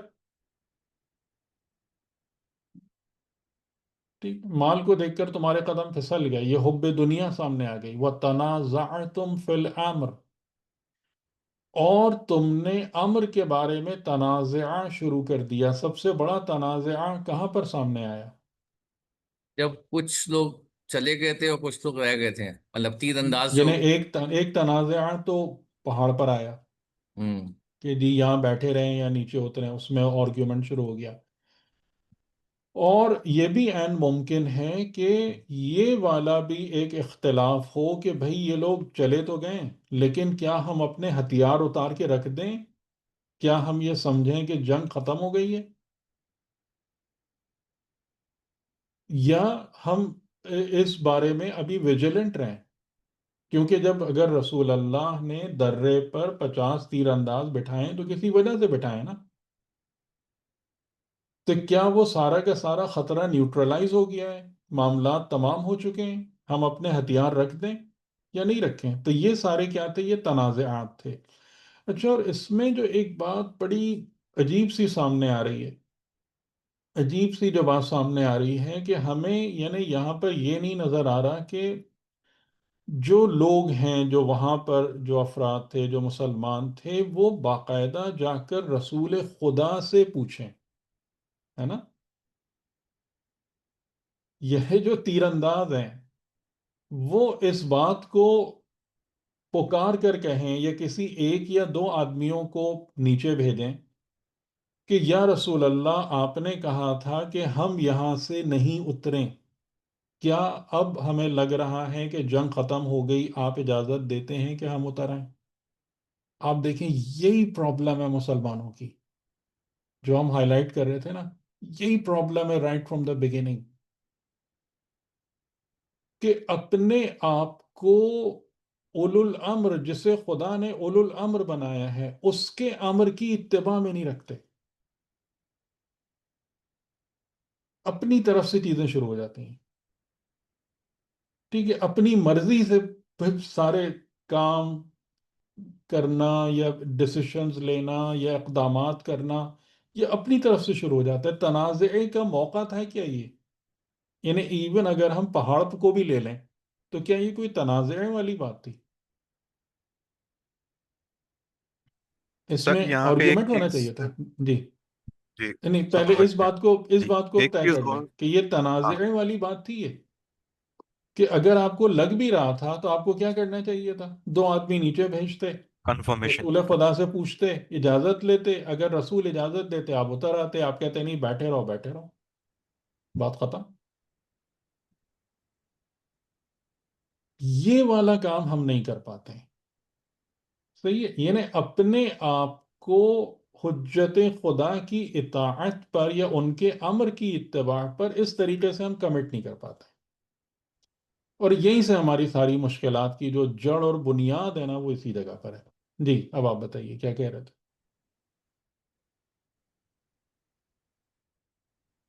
جی افروز بھائی. اسی حوالے سے جو ہے وہ ایک اور چیز آپ کی آواز بہت ڈراپ ہو رہی. رہی تھی. ہم، میرا نیٹ بھی تھوڑا شو کہ یہ سنا تھا کہ اس وقت ایک پروپیگنڈا کی بھی طاقت تھی. یہی نیٹ کا مسئلہ ہے. تو ہم، کسی نے وہاں پہ آواز لگائی تھی کہ جو مال غنیمت ہے وہ رسول اللہ کا فرمان ہے کہ مال غنیمت جس کو چاہیے وہ اسی وقت لے لو، بعد میں جو نہیں لے پایا اس کو بعد میں یہ مال نہیں ملے گا. تو یہ جو پروپیگنڈا وہاں کوئی پھیلا رہا تھا، یہ سن اچھا کے اب پھر یہ وہ لوگ مجھے نہیں پتا. کنفیوز دیکھیں ہو اب گئے یہ پیورلی اور چھوڑ کے چلے گئے واقعہ کہ پہ لے لو.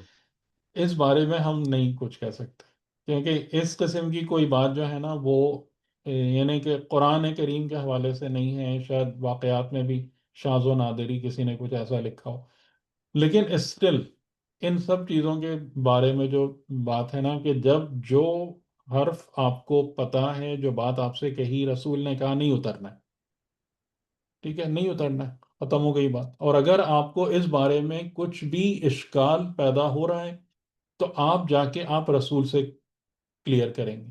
اگر میں آپ کی اس بات کو مانوں بھی تو یہ اسٹل کوئی مورد نہیں بنتا ہے. یعنی مثال کے طور پر کہ اگر امام مجھ سے ایک بات کہیں کہ تم کو یہ کام نہیں کرنا ہے، اور میں کسی تھرڈ فورتھ پرسن کی زبان سے سنوں کہ جی امام کہہ رہے ہیں کہ نہیں اس حالت میں یہ کام کر لینا، تو کیا میں کر سکتا ہوں؟ آپ بتائیے. کیا یہ میرے اوپر جو ہے وہ چیز دلیل بن رہی ہے کہ میں یہ کام کر لوں گا جب تک کہ میں خود ان سے کنفرم نہ کروں. بالکل، وہ تو صحیح بات ہے، لیکن نارملی یہ ہوتا ہے کہ امام کے نام پہ ہی گمراہ کر تو دیتے ہیں کہ یہی اسی چیز نے تو ہی ہمارا بیڑا غرق کیا ہوا ہے نا. یہی تو میں آپ سے بتا رہا ہوں کہ دیکھیں یہ تمام کی تمام چیزیں جو قرآن کریم بتا رہا ہے اس کو اٹھا کر اپنے اوپر رکھ لیجئے تو ہمیں اپنی حالت اور اپنے معاملات بالکل صاف دکھ جاتے ہیں کہ کیا ہو رہا ہے اور کیوں ہو رہا ہے. تو تمہارے امر میں تنازع پڑ گیا، تمہارے قدم پھسل گئے، اور اس کے نتیجے میں کیا ہوا؟ وَعَصَيْتُمْ، تم معصیت کے مرتکب ہو گئے. معصیت کا مطلب کیا ہوتا ہے؟ معصیت کے بھی ایگزیکٹ پراپر میننگ کیا ہے؟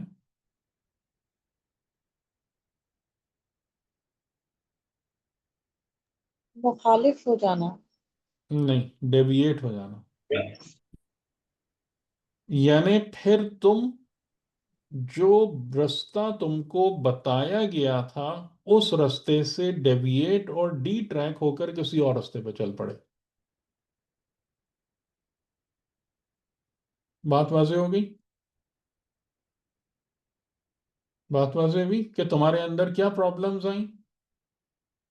ثبات قدم نہیں رہا مال کو دیکھ کر اس کے پیچھے. امر میں تنازعہ اس لیے کہ تم نے رسول کی ہدایت کو ٹو دا لیٹر فالو نہیں کیا.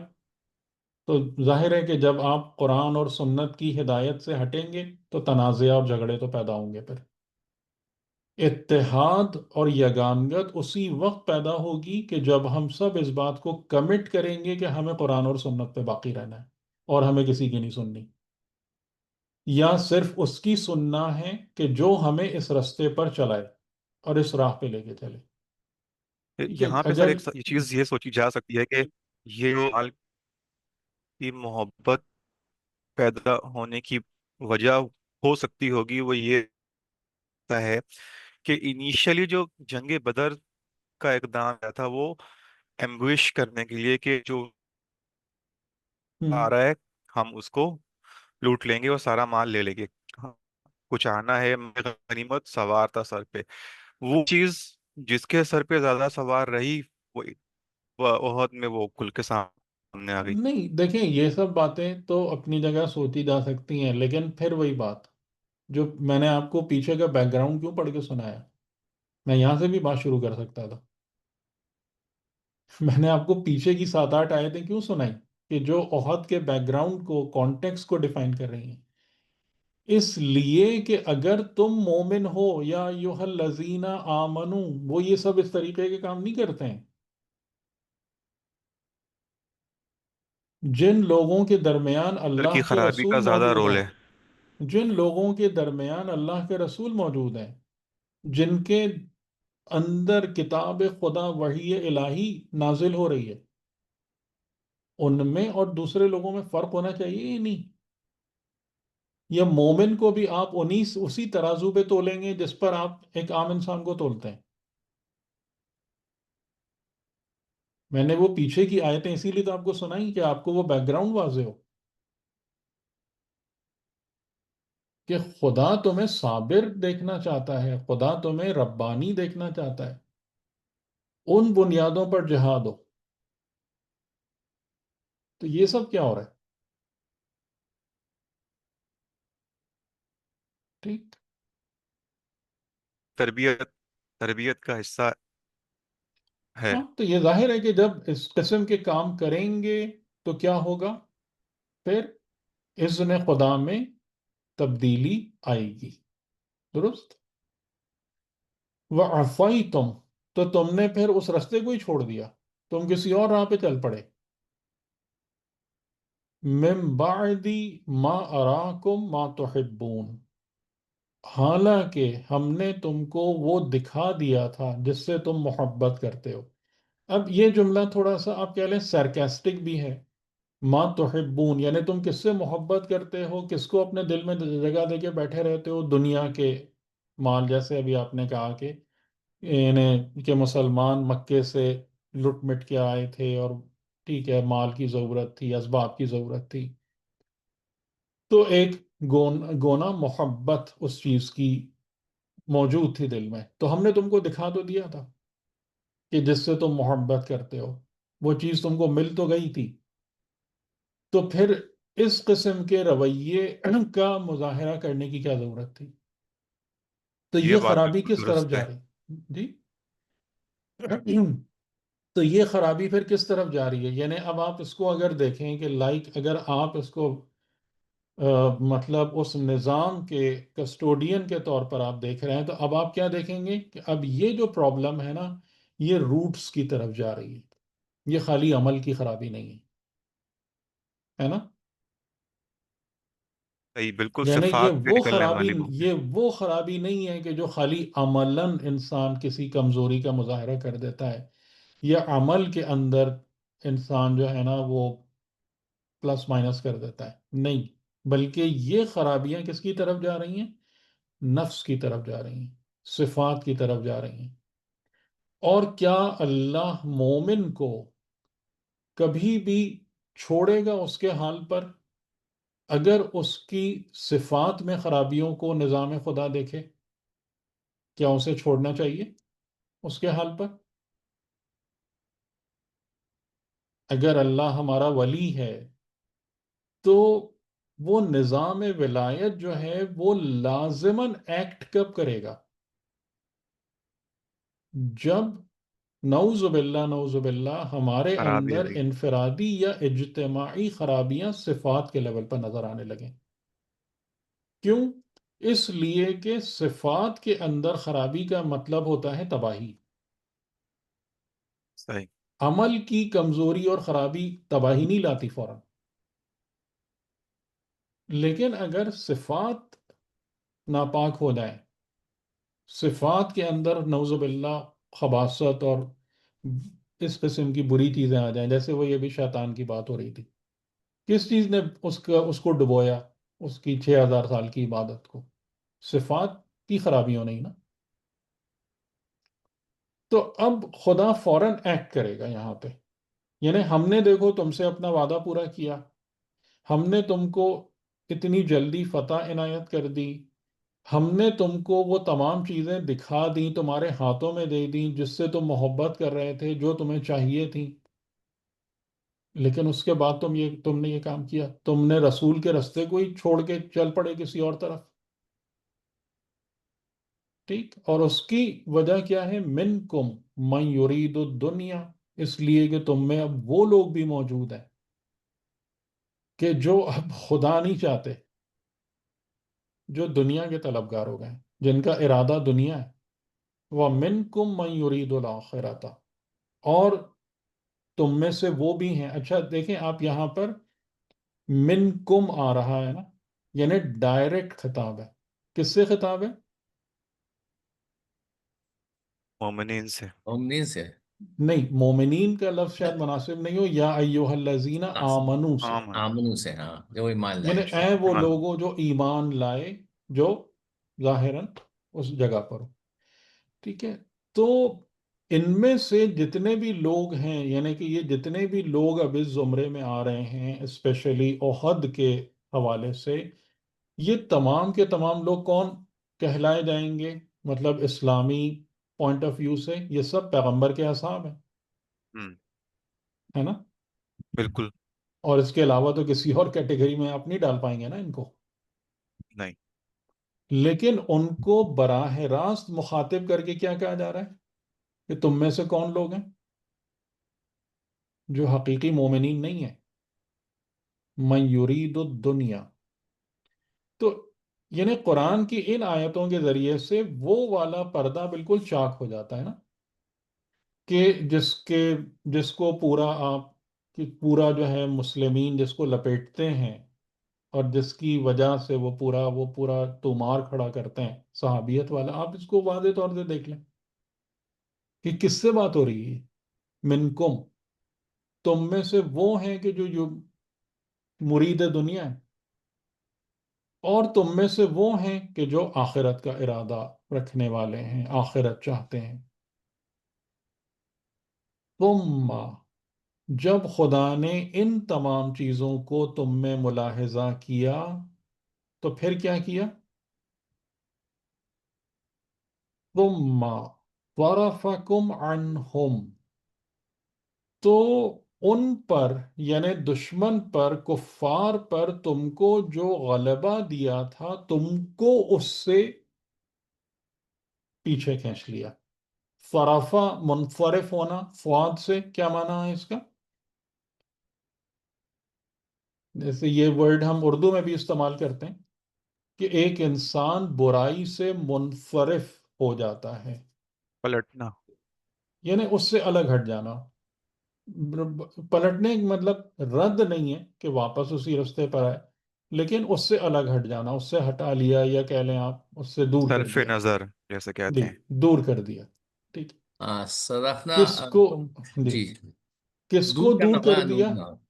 تم کو دور کر دیا، عنہم، ان سے، یعنی اس سے پہلے جو ہم نے تم کو ان کے اوپر غلبہ عنایت کر دیا تھا، تم کو ان پر فتح مبین دے دی تھی، تو ہم نے تم کو ہٹا دیا۔ یہاں پر آپ اس چیز پہ غور کر رہے ہیں کہ خدا یہ نہیں کہہ رہا کہ ہم نے انہیں تمہارے اوپر غالب کر دیا، یہ جملہ نہیں آ رہا ہے،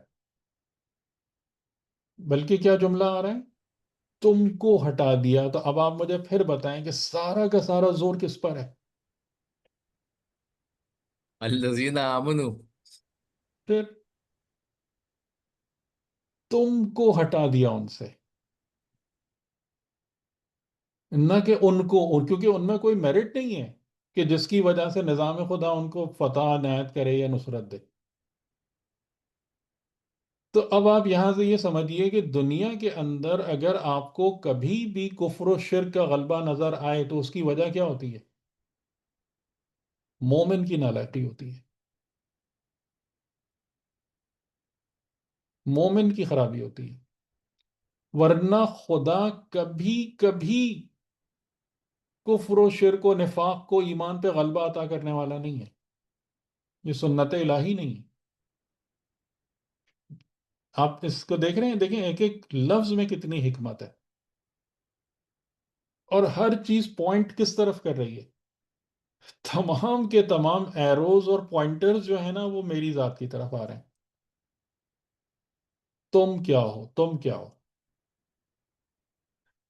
اور پھر اس کے بعد جو ایک اور اہم بات ہے، سوری میں تھوڑا سا ٹائم زیادہ لے رہا ہوں، تو مسئلہ تو نہیں، میں چاہ رہا تھا اس آیت کا ترجمہ آپ کے سامنے پڑھ دوں، کم از کم مکمل کر دوں۔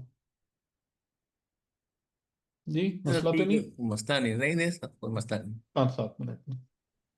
ثم صرفکم عنہم، کہ ہم نے تم کو منصرف کر دیا ان سے، یعنی اب ظاہر ہے کہ جب وہ غلبہ عنایت ہوا تھا اور جو غالب کو خدا نے ہٹا لیا تو کیا ہوگا کہ اب جو مغلوب ہے وہ پھر اٹھ کے کھڑا ہو جائے گا، ہے نا؟ اور یہی ہوا کہ وہ لوگ جو شکست کھا گئے تھے، تتر بتر ہو گئے تھے، فرار اختیار کر چکے تھے، وہ پھر، اور وہ جو ادھر سے درے سے جو خالد بن ولید اور ان کے ساتھی جو بیٹھے ہوئے تھے انہوں نے جو حملہ کیا، تو وہ ظاہر ہے وہ 3 تیر انداز شہید ہو گئے جو درے پہ تھے، اور اس کے بعد یہ سارے آف گارڈ تھے مسلمان، یعنی اکثریت ان کی، تو وہ ہمیں پتہ ہی ہے کہ پھر کیا ہوا۔ اچھا، اب خدا کیا بیان کر رہا ہے کہ ہم نے جو یہ کام کیا کہ تم کو پھر ان سے ہٹا لیا، اس غلبے کو ہم نے واپس لے لیا۔ کیوں لے لیا واپس؟ کیا ہم تمہیں سزا دینا چاہ رہے ہیں؟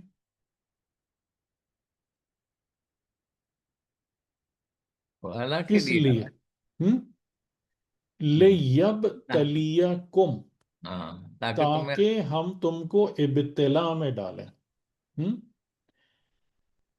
وہ آپ کو یاد ہے بلا کا جو روٹ میننگ ہم نے ڈسکس کیا تھا، بلونا، کہ ہاں، آپ جب دودھ کو یا کسی چیز کو کے اندر سے یعنی بالائی نکالنا چاہتے ہیں، کریم نکالنا چاہتے ہیں، تو آپ کیا کرتے ہیں؟ اس کو فلیم پہ رکھ کر اور اس کو شیک کرتے ہیں نا، سٹر کرتے ہیں۔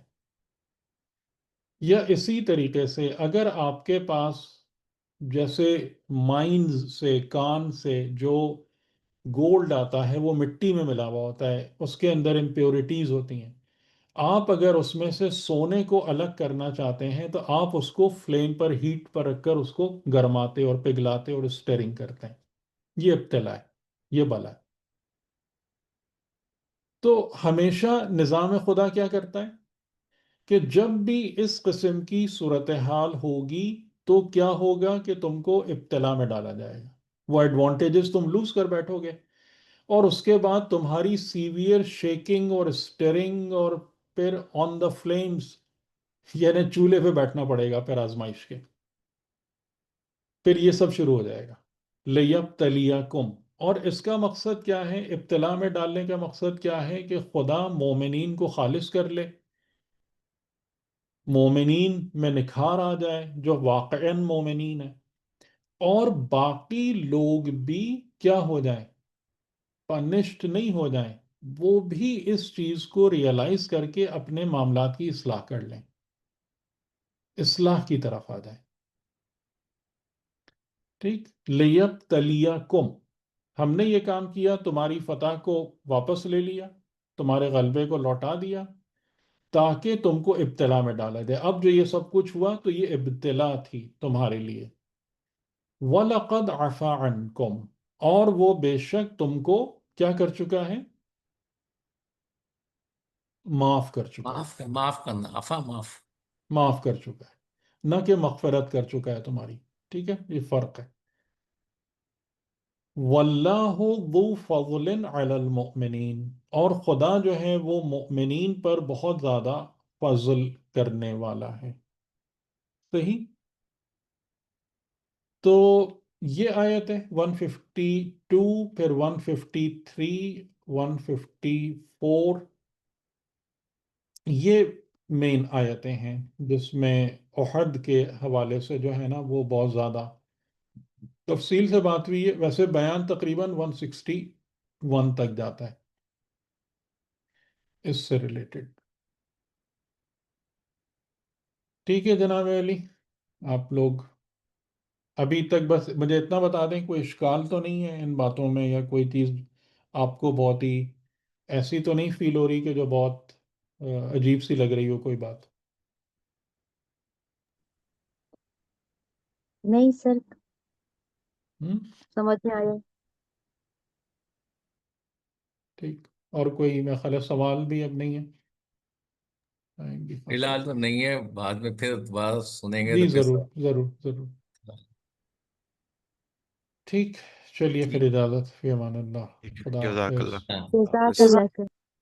اللہ اللہ حافظ. اللہ حافظ.